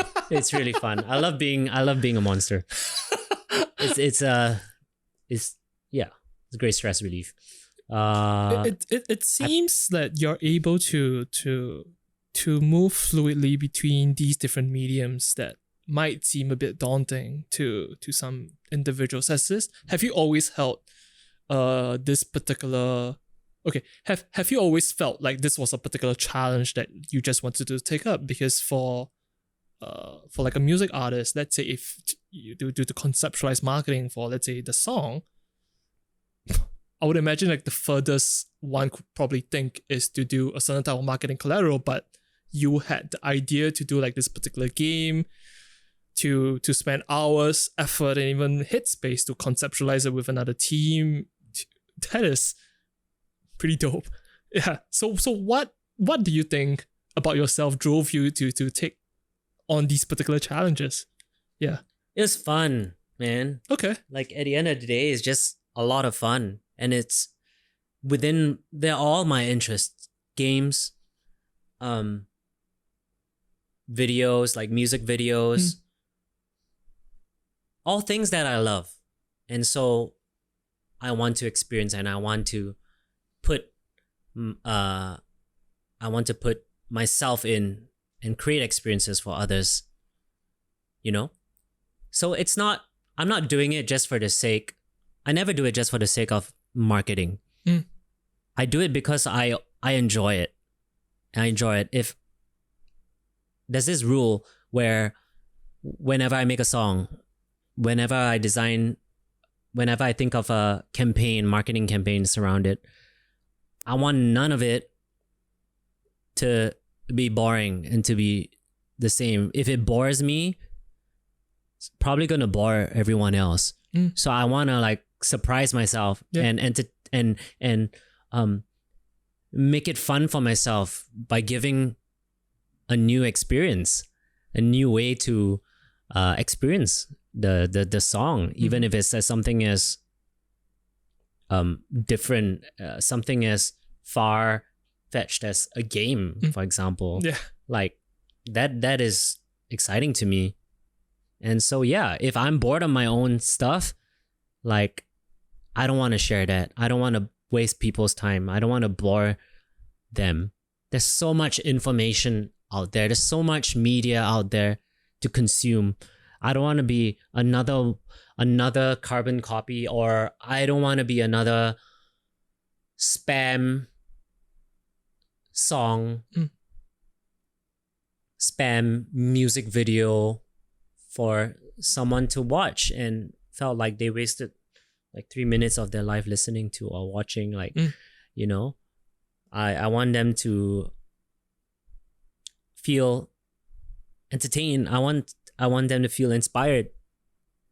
So that's what I try. I try to not bore myself, first of all. And that usually works.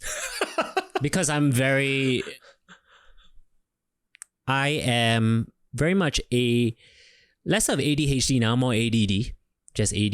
So not without the hyperactivity, you know. So attention deficit disorder. Yeah. So I can't get distracted very easily. I can't just sit down doing like in front of my computer all day. Like I have to like do different things, move around. Yeah. Same goes with my businesses. That's why I do a lot. So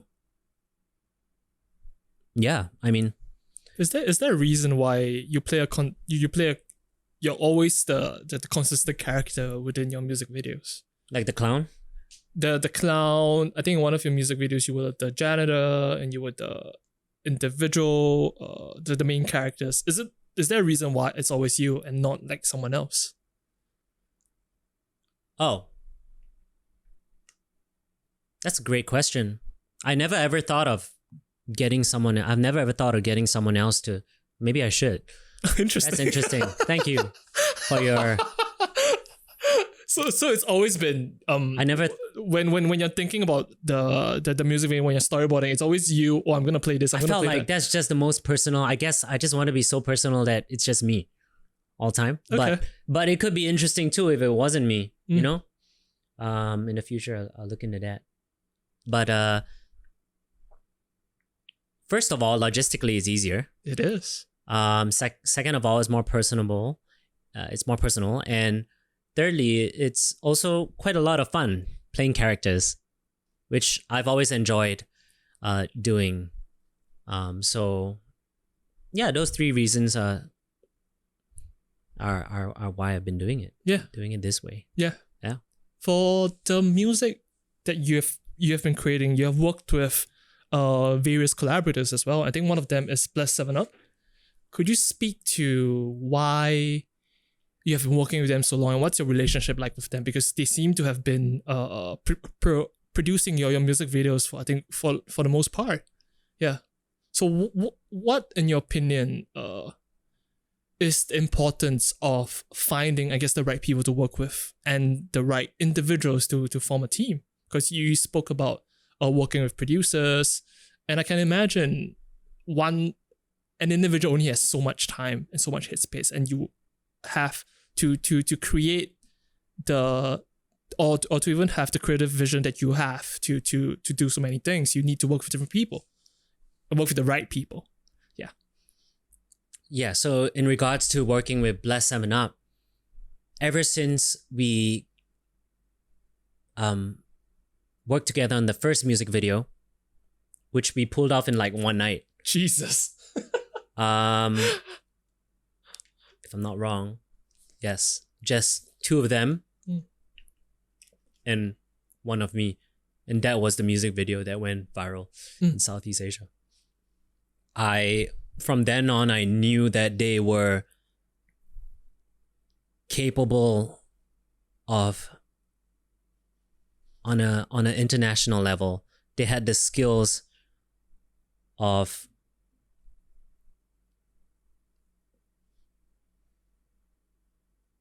international quality.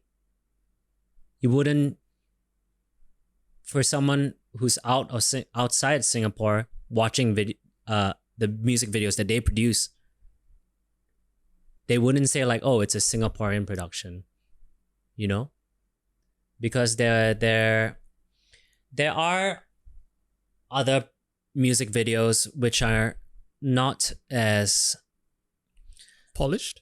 We could say, or the production value doesn't seem as high. These guys, they managed to create high production value, very creative storylines, and very reasonable budgets. I thought that was just the jackpot. Yeah, for a musician. Like the jackpot, yeah. And that was why it just became a marriage in a musician, with a musician and music video creators. Yeah. How much was, let's say in working with them, how much of it, let's say for a music video, is you dictating and you telling them, showing them the storyboards and, hey, I want this here, I want that here, and how much of it is, or perhaps how much of it is them having their own artistic input and you two coming to like a consensus? How does it work? The most important thing that I feel is that they are amazing creatives. They are super artistic. They have great ideas. That's good. Yeah, that's important. And so that's really, the most important thing. They're not just video editors or cameramen, you know. They are directors in essence. And I believe that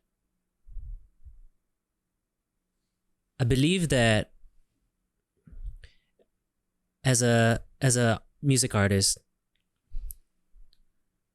you shouldn't be doing everything on your own. You shouldn't be dictating every single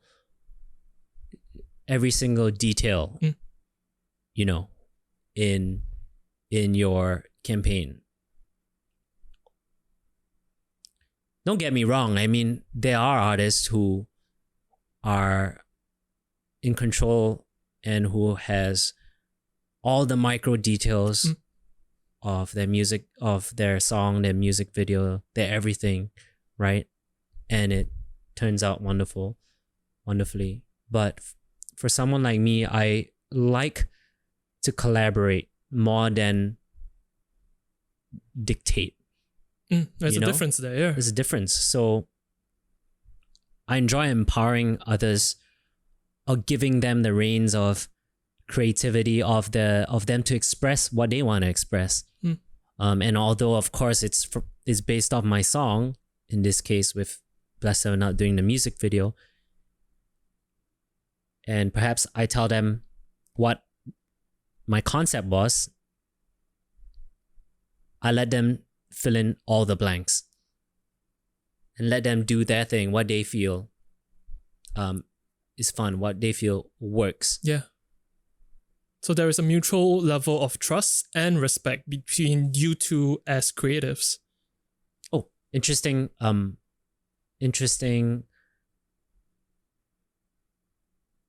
Something I want to say that I think is interesting is that I wrote that song in one day, my debut single, which went viral. It was written one day, And like I said, I think about marketing during my session. And so when I was writing that song, I had recently watched the Joker movie, the latest one, which was like 2 years ago, maybe. Joaquin Phoenix, that guy. Yeah. So I thought I've always related with the Joker a lot, and his the emotions he struggles with. Or like thereof. right. And so I don't know. I decided to kind of put myself in his shoes. Okay.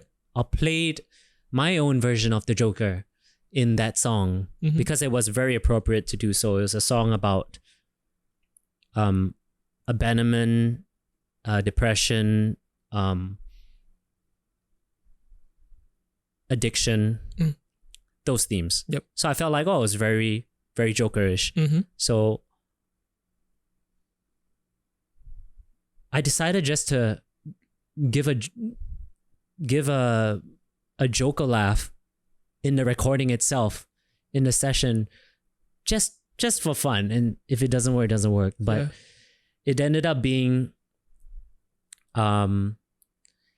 ended up being a character that I still play to this day, and is becoming my mainstay, becoming my main character, you know, that represents the dark side of me.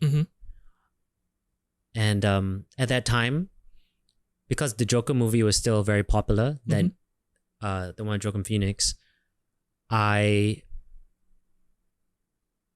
decided to release my song 1 month after the recording, as soon as possible, while the movie was still out there. Because I felt like it was a very Joker-esque kind of movie, almost like a song that you can imagine being played in the movie itself. You know, it's within that vibe. Yeah. And so it did really well. Like I said, it was trending on YouTube. So, and then Universal called me up, and I even worked with SOS Samaritans in Singapore. It's a non-profit. It's like suicide prevention non-profit. Yeah. Because I'm passionate about those things. So merch proceeds went to them, and I try to do things like that. So it was just I just saw so much good that came out of it, you know? And of course, validation as well, right? Like I'm actually doing something that people care about, or adding value to their lives with the things you create. But you see, a lot of it was to do with thinking about the marketing, even as early as the songwriting process. Or else I wouldn't have, or the recording process, you know, I wouldn't have done that laugh if I didn't think of. That's true. Yeah. Didn't think of being my own version of the Joker, because I knew the Joker movie was very popular at that time.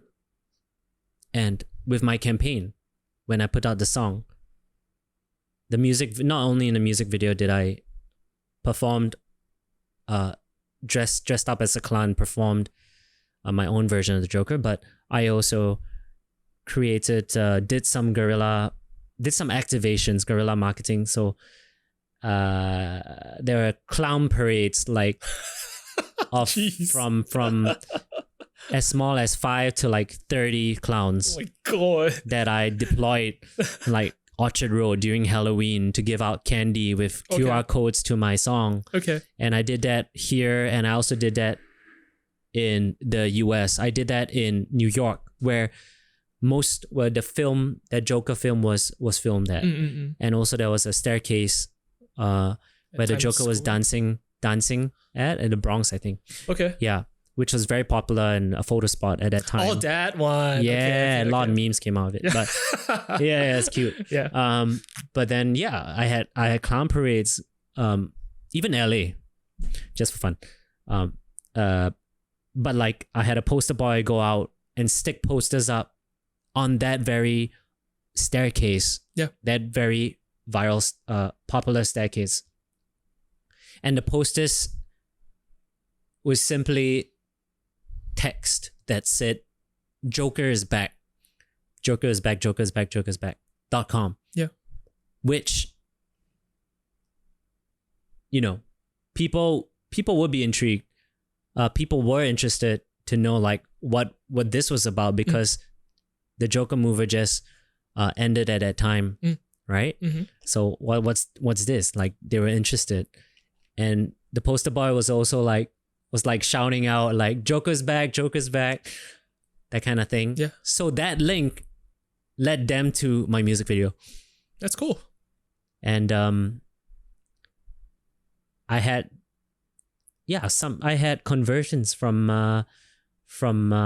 those activations of my clown parade. And that's just one of the fun things I like to do.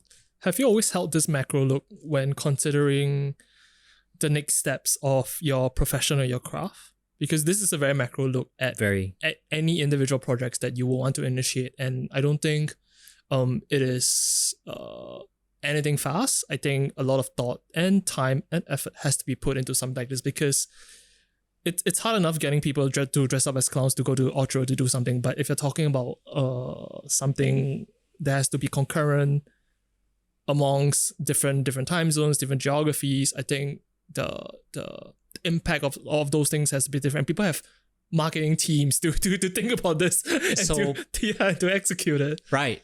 So it does seem like everything that I mentioned, a very big undertaking. But I try to work as streamlined as possible with as few people as possible. And that has proven to be very effective, very fast. Yeah. The lesser people you work with in general, the faster you can get your ideas realized. Mm-hmm. Fair enough. Meaning you don't have to like communicate with 10, 20 people, you know? As in for me at least, I communicate with my PR guy, for example, my music video guys, right?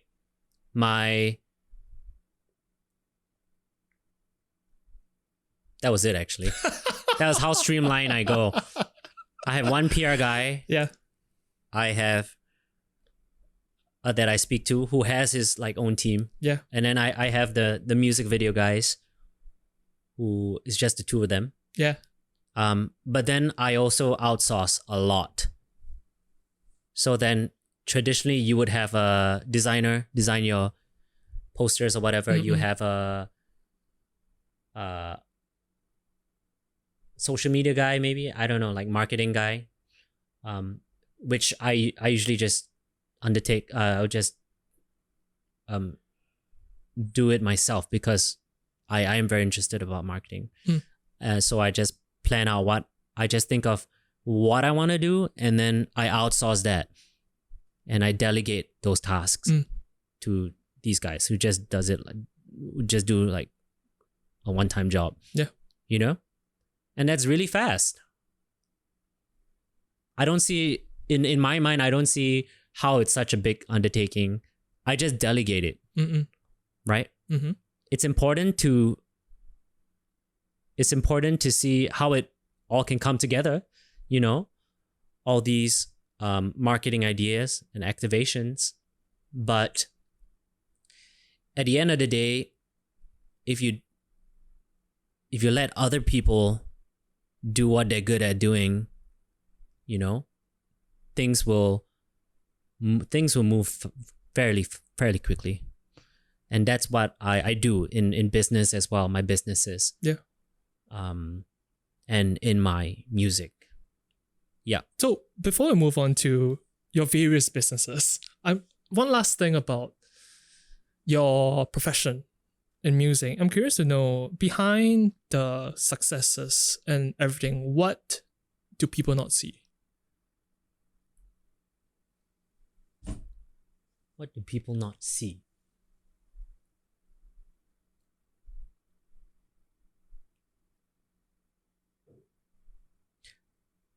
I guess they don't see the work put into it. Mm-hmm. I don't regard it as work, but it is work to some. Because for me, it comes quite naturally. All these marketing ideas, mm-hmm. or concepts, or visions that I execute, mm-hmm. And then delegate. Like, it's not for everyone. But for me, I'm super macro, as you have pointed out. And it requires a lot of brain power. It requires a lot of internal resources to... internal resources. As well as external. Like, it requires budget as well. So that I have to... That comes out my own pocket as well. So it's not... I wouldn't say it's easy. As well as keeping up with the latest algorithms of platforms. Yep. Or even on which platforms they post it on. I think all these different things factor. What kind of... what works on... What works on one platform might not work on the other. So just things like that to be aware of requires effort. So what will convince you to take the risk? Is there a point at which you will have a look and you will discuss if, I guess, yourself or someone you trust, and you will talk about it? But at what point do you think the risk is worth it? Is there even a point, like, or is it more like, hey, this is what I really feel for? It's just a gut feeling, and I go with it. Like, what is it? I always say go with your gut. Mm-hmm. Make as calculated a risks as possible. I mean, with your risks, be as calculated as possible. But at the end of the day, if you still feel like it's super risky, but you feel like you want to do it, you feel like it could work, it could bring something positive. Something positive could come out of it. Just do it. And I've always stood by that. And I've always gone with my gut feeling. And I've also spent a lot of money with the campaign. Some campaign ideas are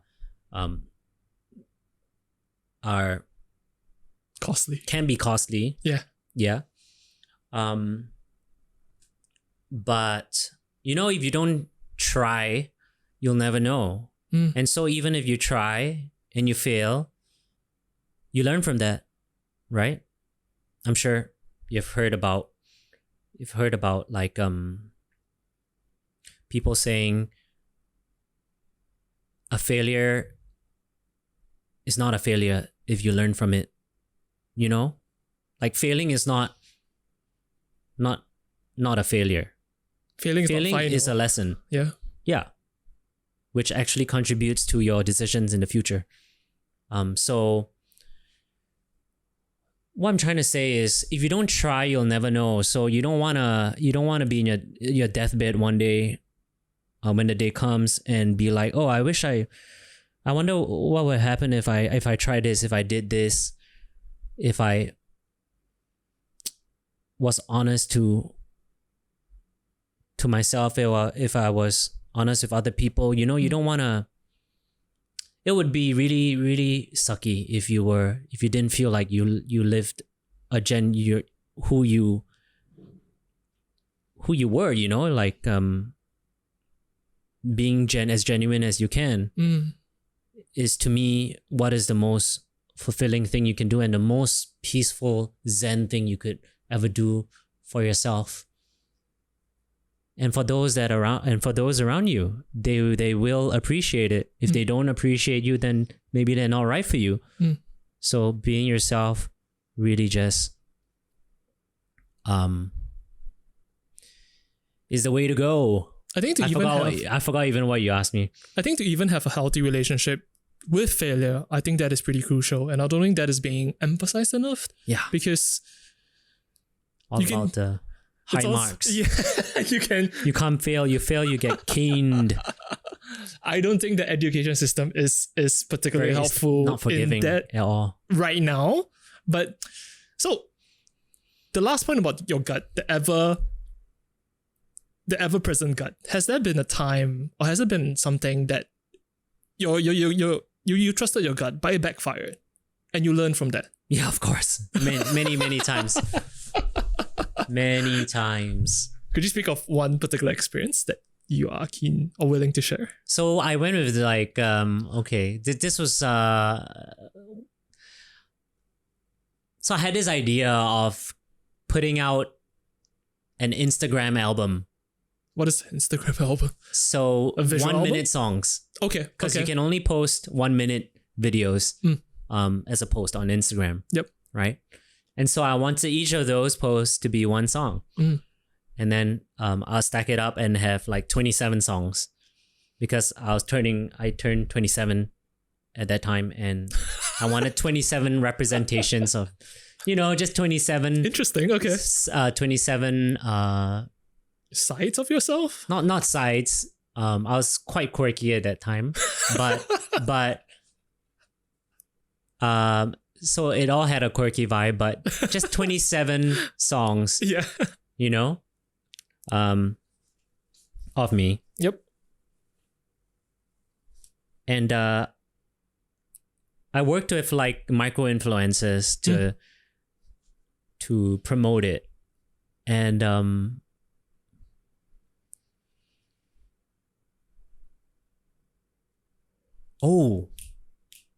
I know why I pulled out of that. What happened? I remember now. It was not because of the micro influencers. They were fine, right? They were doing what they were hired to do. But I tried to game the system on Spotify at that time. Yeah. Basically, I had friends who would play my song on repeat, so that it would rise up in the algorithm, and then expose me to more people. You know what I mean? Yep. And so I had a number of people do that when my song, when those songs, they're not, I never actually released them officially because they were taken down. Or I did, and then it was taken down. It was flagged because they detected like shenanigans. This happening. Shenanigans. And so I just didn't go with that whole campaign at the end. Is that illegal or something? Or is that... I mean, it's not... I guess it's not allowed with Spotify with at least. TOS. It's not like I'm going to get jail or fine or something. It goes against their service. Yeah, I guess they don't want that, right? Because it's kind of like cheating. It's kind of like cheating. Okay. I just like doing shit for fun sometimes. just for fun. And so that failed. That backfired. But I went with my gut because like, I don't know, it could work. Yeah. Or you could fail, so it failed. Yeah. But that's not career ending. You took it on the chin and moved on. Yeah. So that album is just on Instagram. It's still on Instagram. But you can't find any of those songs on Spotify or the platforms because it was taken down. So I just moved on with I personally think that's a very brilliant way to be a creative, to fail fast and to learn. Yeah, to don't move on. dwell. Yeah, just like move on. So moving forward from this, from the music part of you as an individual, I'm very curious about the philanthropic part that I think you've spoken about in previous interviews. Why is it important for you to give back to certain charities that you feel for? You talked about having the merch proceeds for one of your particular releases to go back to like a charity. Why is this part integral and important for you?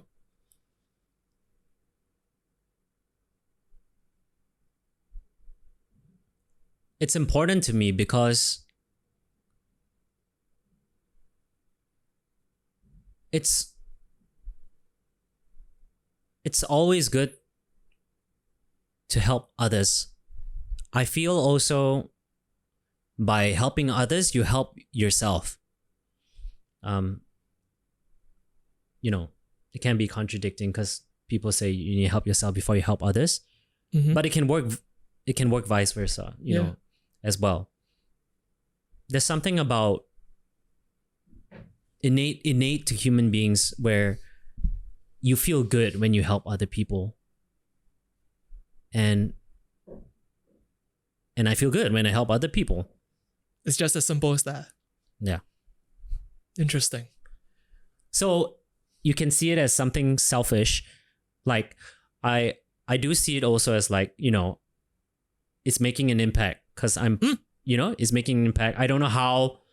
I didn't look at the nitty gritty, like show me proof that this actually goes to this person who is in need or whatnot. Like I do have to put some trust in these, organizations, right? Because that's what they're supposed to do. Yeah. But I do believe it makes some sort of impact. Yeah. And at the end of the day, I do feel we are all, this is just what I think, but I do feel we're all selfish individuals. Yeah. Right? Definitely. As humans are. Yeah. Right? Or else we wouldn't have survived. It comes with the package. It comes with it, right? Without instructions, but it comes with it. Yeah, it's built in. So yeah, I feel good when I help others. So it is for me. Very interesting. I would like to close off this conversation talking about the parlor, and I think that so the whole concept is particularly interesting to me. So for individuals who might not have heard of the parlor, could you please talk about it? What is it, and why was it important for you to even start it up here in Singapore as well as in Seoul? Yeah. So pretty much the one-liner or the elevator pitch for the parlor, what it is a safe space for creatives. At the end of the day, any parlor that you see, I mean, right now there's only 2 parlors, one in Singapore and one in Seoul. They are for creatives, right? Or those that want to be creative, even enthusiasts. And essentially, it is a creative space. The one in Singapore are 5 creative businesses under one roof. In a 3-story shop house. That's pretty insane. That's what it is. The one in Seoul, and every parlor will be different, wherever it is, to best contribute to the scene. The one in Seoul is a big basement, a big white basement with a bar. Ooh, nice. And white furniture, right? And that is because we wanted to create a pop-up space for any creative, for anyone who's in fashion, anyone who's in the arts. Visual arts, who wants to hold an exhibition, So pop-up stores for fashion, exhibitions, even performance art. There's enough space for that there. And of course, music, live music, DJs, bands, and a bar to service all of them. As simple as that. That is the Parlor Seoul. And to emphasize a little bit more on the Parlor Singapore, bringing it back, the 5 different businesses are the bar and bistro.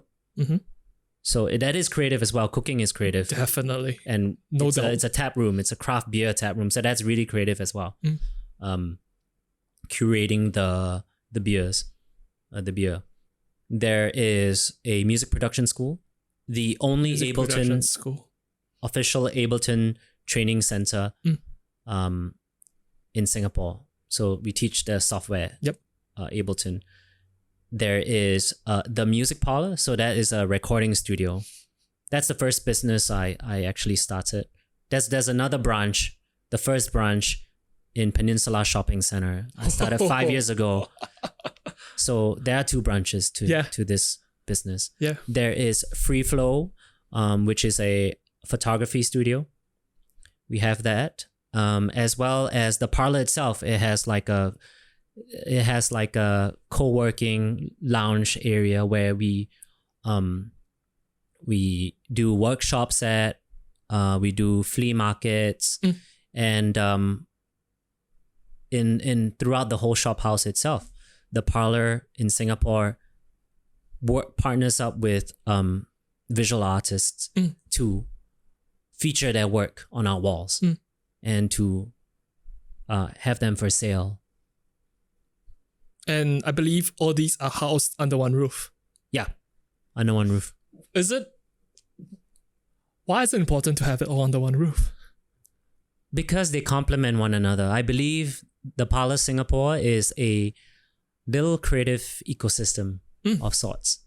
And there's so much collaboration, cross-collaboration that can happen between each of these businesses under one roof. And together, bringing all of these complementing creative businesses under one roof really just creates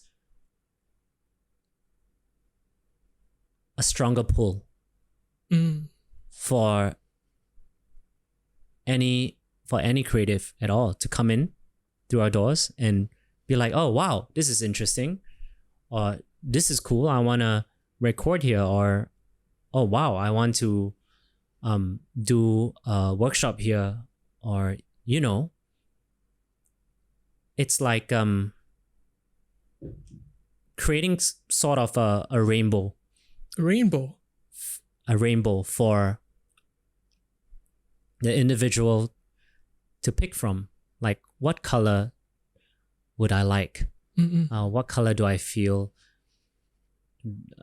more drawn towards today? Like, there's a choice to also experiment. Maybe, I've always liked black and white, but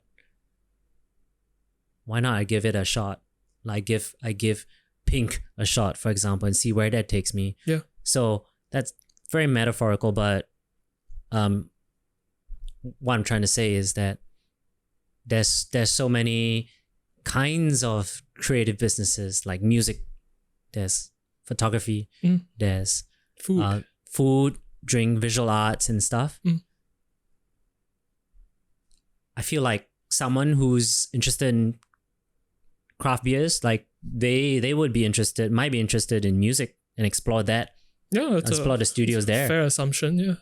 Or those who are interested in music would want to have their photos taken. Yeah.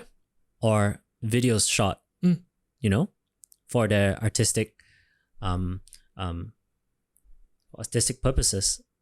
And so we've seen a lot of that, a lot of these spillovers and seeing people step up to it to try new things. Yeah. I think that's really the first step, right? Yeah, to even be, I guess, brave enough to want to try something different, because I think being getting proficient in one thing is in its own journey, but then being comfortable in that and not wanting to try, I think that's another journey to go on. Yeah, exactly. And having meeting people from different disciplines is almost like being in like a college, like an arts college of some sort, and you might mix around with other people studying different things, but you could come together to create something even bigger than what you could have done alone. Yeah. Like music with dance, with visuals, with I think that's really theater. one of the more interesting elements about creativity and creative disciplines, because of the network effect. Like you can know someone who is a sculptor and perhaps someone who makes really good pastries, and you are a visual artist, and you three can collab on something together. I don't think people in accounting can collab in that sense. Perhaps they could on the same Google sheet, and that's pretty cool. But I think being a creative and having the really the macro look, and to be open to actually working with other people, I think that is something really special and should be encouraged.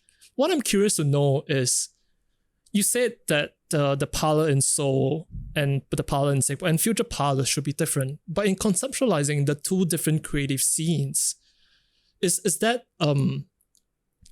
what were the considerations you took into finding these different elements to put into the business? Let's say for Singapore's and for Korea's, what was it like? Like pre-parlor. So first question, before starting anything, before starting a space, is what does this place need? What does this area, this city, perhaps not in Singapore. Singapore is a very small city. But like in South Korea, for example, like Seoul, it's its own thing. So like, what does Seoul need, right? Yeah. And then my partner who's Korean based there, we thought that independent artists could have more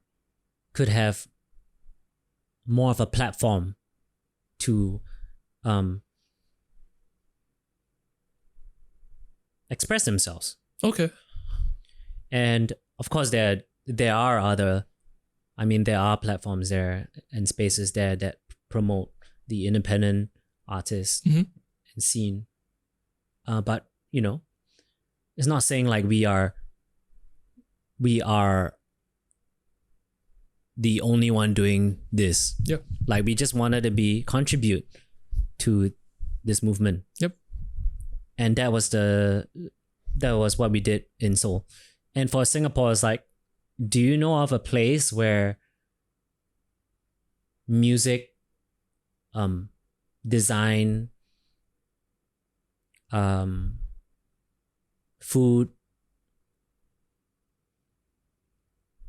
fashion, visual arts like came together, you know, besides, school, you know, like art school or something. I didn't really feel that there was something like that in a very cozy setup. You mentioned a space. It's a shop house. Yeah. So yeah, it feels like a home almost, which is very special, I think, rather than having a big institution or a big building, which has all these different, like, of course, different faculties, right? Yeah, I wanted to say that because you mentioned safe space, because we do have museums in Singapore, we do have miniature galleries, but there's always a sense of it being too daunting, to white walls, artwork on the walls and everything. Yes. And you mentioned safe space. I think that's a very interesting concept to actually run with, to accept professionals, sure, but also beginners, because beginners are the ones that you will want to cultivate, and because you never know what talents someone might have. And I think that is a very interesting way of looking at it. Yeah. Yeah, you're absolutely right. So I'm all about kickstarting an artist's career, or being like the stepping stone, you know, the first step they could take into this journey. And so with like the music parlor, for example, 5 years ago, I opened up, was a one-stop shop for the musician to record, to jam, to record, and even perform. Oh, wow. Yeah. Okay. The way I designed it was that the walls could fold open and close so that it created a bigger space for shows. Yeah. Although the shows were like maximum 50 people. Yeah. But it's still a show. For like someone starting out, you might not even have 50 people. So it's perfect for the starting out. It's a good confidence booster, to be honest. Absolutely. Yeah. So I do feel like first step is the most important thing. If you don't take the first step, you'll never go anywhere. So I really think that's very important to be able to encourage the first step for any artist, any creative. And that's what I've always been most passionate about. Yeah. And then in closing, I do have one final question. As an entrepreneur and as a creative in Singapore, what do you think we can do better? And what do you think we're doing right?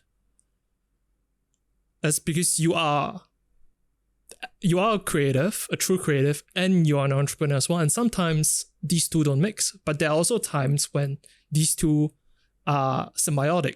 They run perfect in tandem. And it seems like with the parlor, there is a very good equilibrium of it being a creative endeavor as well as a business endeavor. So I'm just curious to know, because drawing it back to a local context in Singapore, what is Singapore getting right and what can Singapore improve on?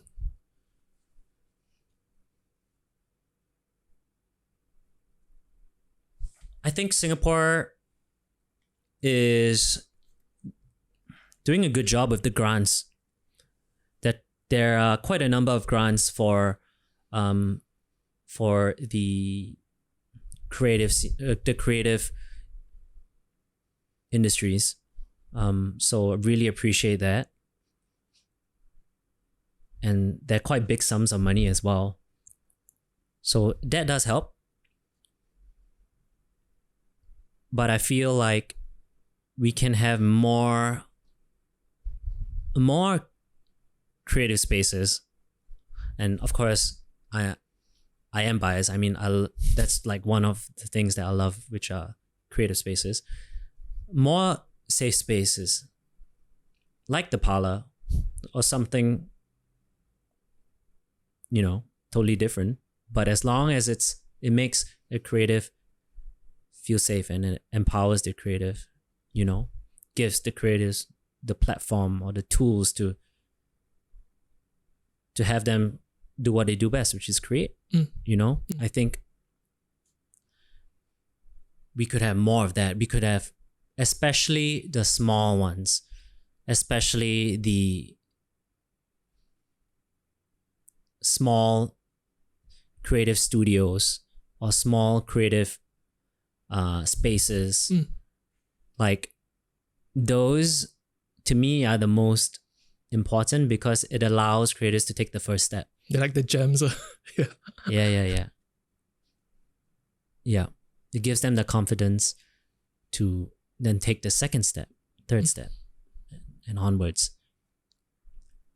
The most important thing, though, for any creative, I feel, is collaboration over competition. That's really a motto that I feel any creative, not just a creative in Singapore, should always aim to achieve. To greater their art is to collaborate with other people to expand your perspectives and horizon of creativity. Especially so in Singapore, though, I do feel we are, in the way we are brought up, educated, we are here to compete and to do better, to crush it, to dominate the industry. Yeah. Multi-level corporation. But when you come to the arts, there is no crushing. I mean, it doesn't make sense.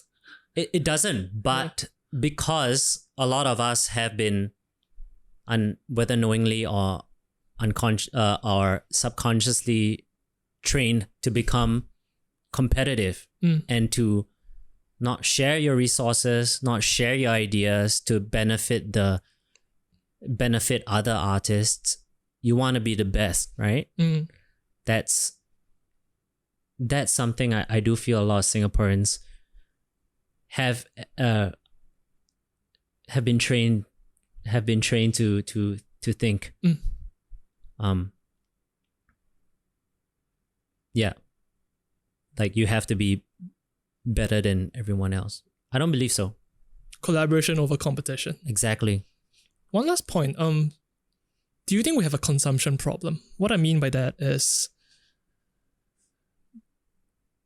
as Singapore, when talking to people I know, or when reading articles online or reading forums online, it always seems to be that there is a culture issue. What I mean by that is, like, because of us being a young state and we have progressed so fast across the years, kudos to that. But our culture is always imported. Imported meaning we look to the West, we look to Japan, we look to the East. It's always imported culture, whether be it through media, through content, through people we look up to. It's always imported culture. Nothing wrong with that. But being an artist and an entrepreneur from Singapore, do you think that there will be a shift perhaps in the future? Like, this idea of being made in Singapore is more than just a marketing buzzword. It's more than just marketing lingo. Like, people will actually be proud to be regarded as hailing from Singapore and being exported out into the world. Because, yeah, I'm just curious to know your thoughts on that.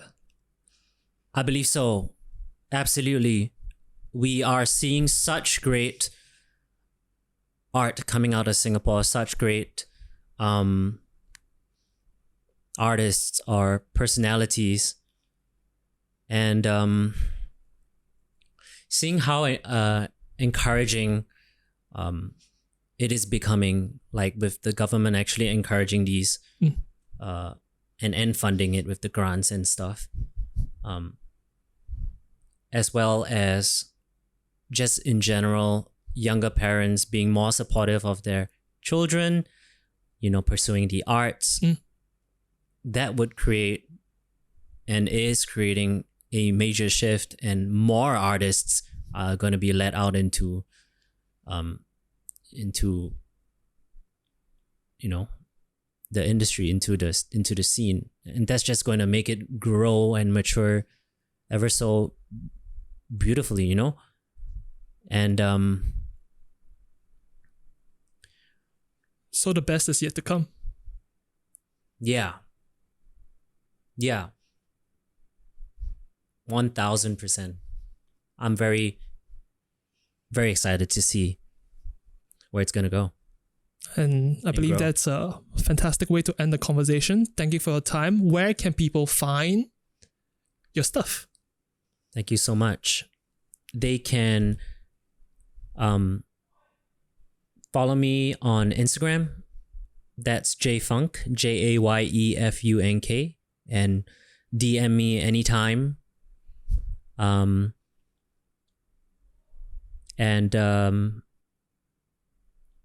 just gonna give y'all a heads up that most of my stories on Instagram will be my 2 dogs and cats. So people love that. The internet love that. Just 2 dogs just and telling cats? you that's, you're not gonna expect just music or that music sometimes, but every day cats and dogs. Like 2 dogs, 2 cats? 2 dogs, 2 cats. That's a fucking animated cartoon waiting to happen. It's an animated cartoon every day. I'm sure. Every single day. Thank you, Jay. Thank you for your time. Thank you so much. Thanks for listening. We hope you enjoyed the episode and feel inspired. If you enjoyed what you heard thus far, do give us a follow on Instagram. And don't forget to share and subscribe. Stay tuned for the next episode.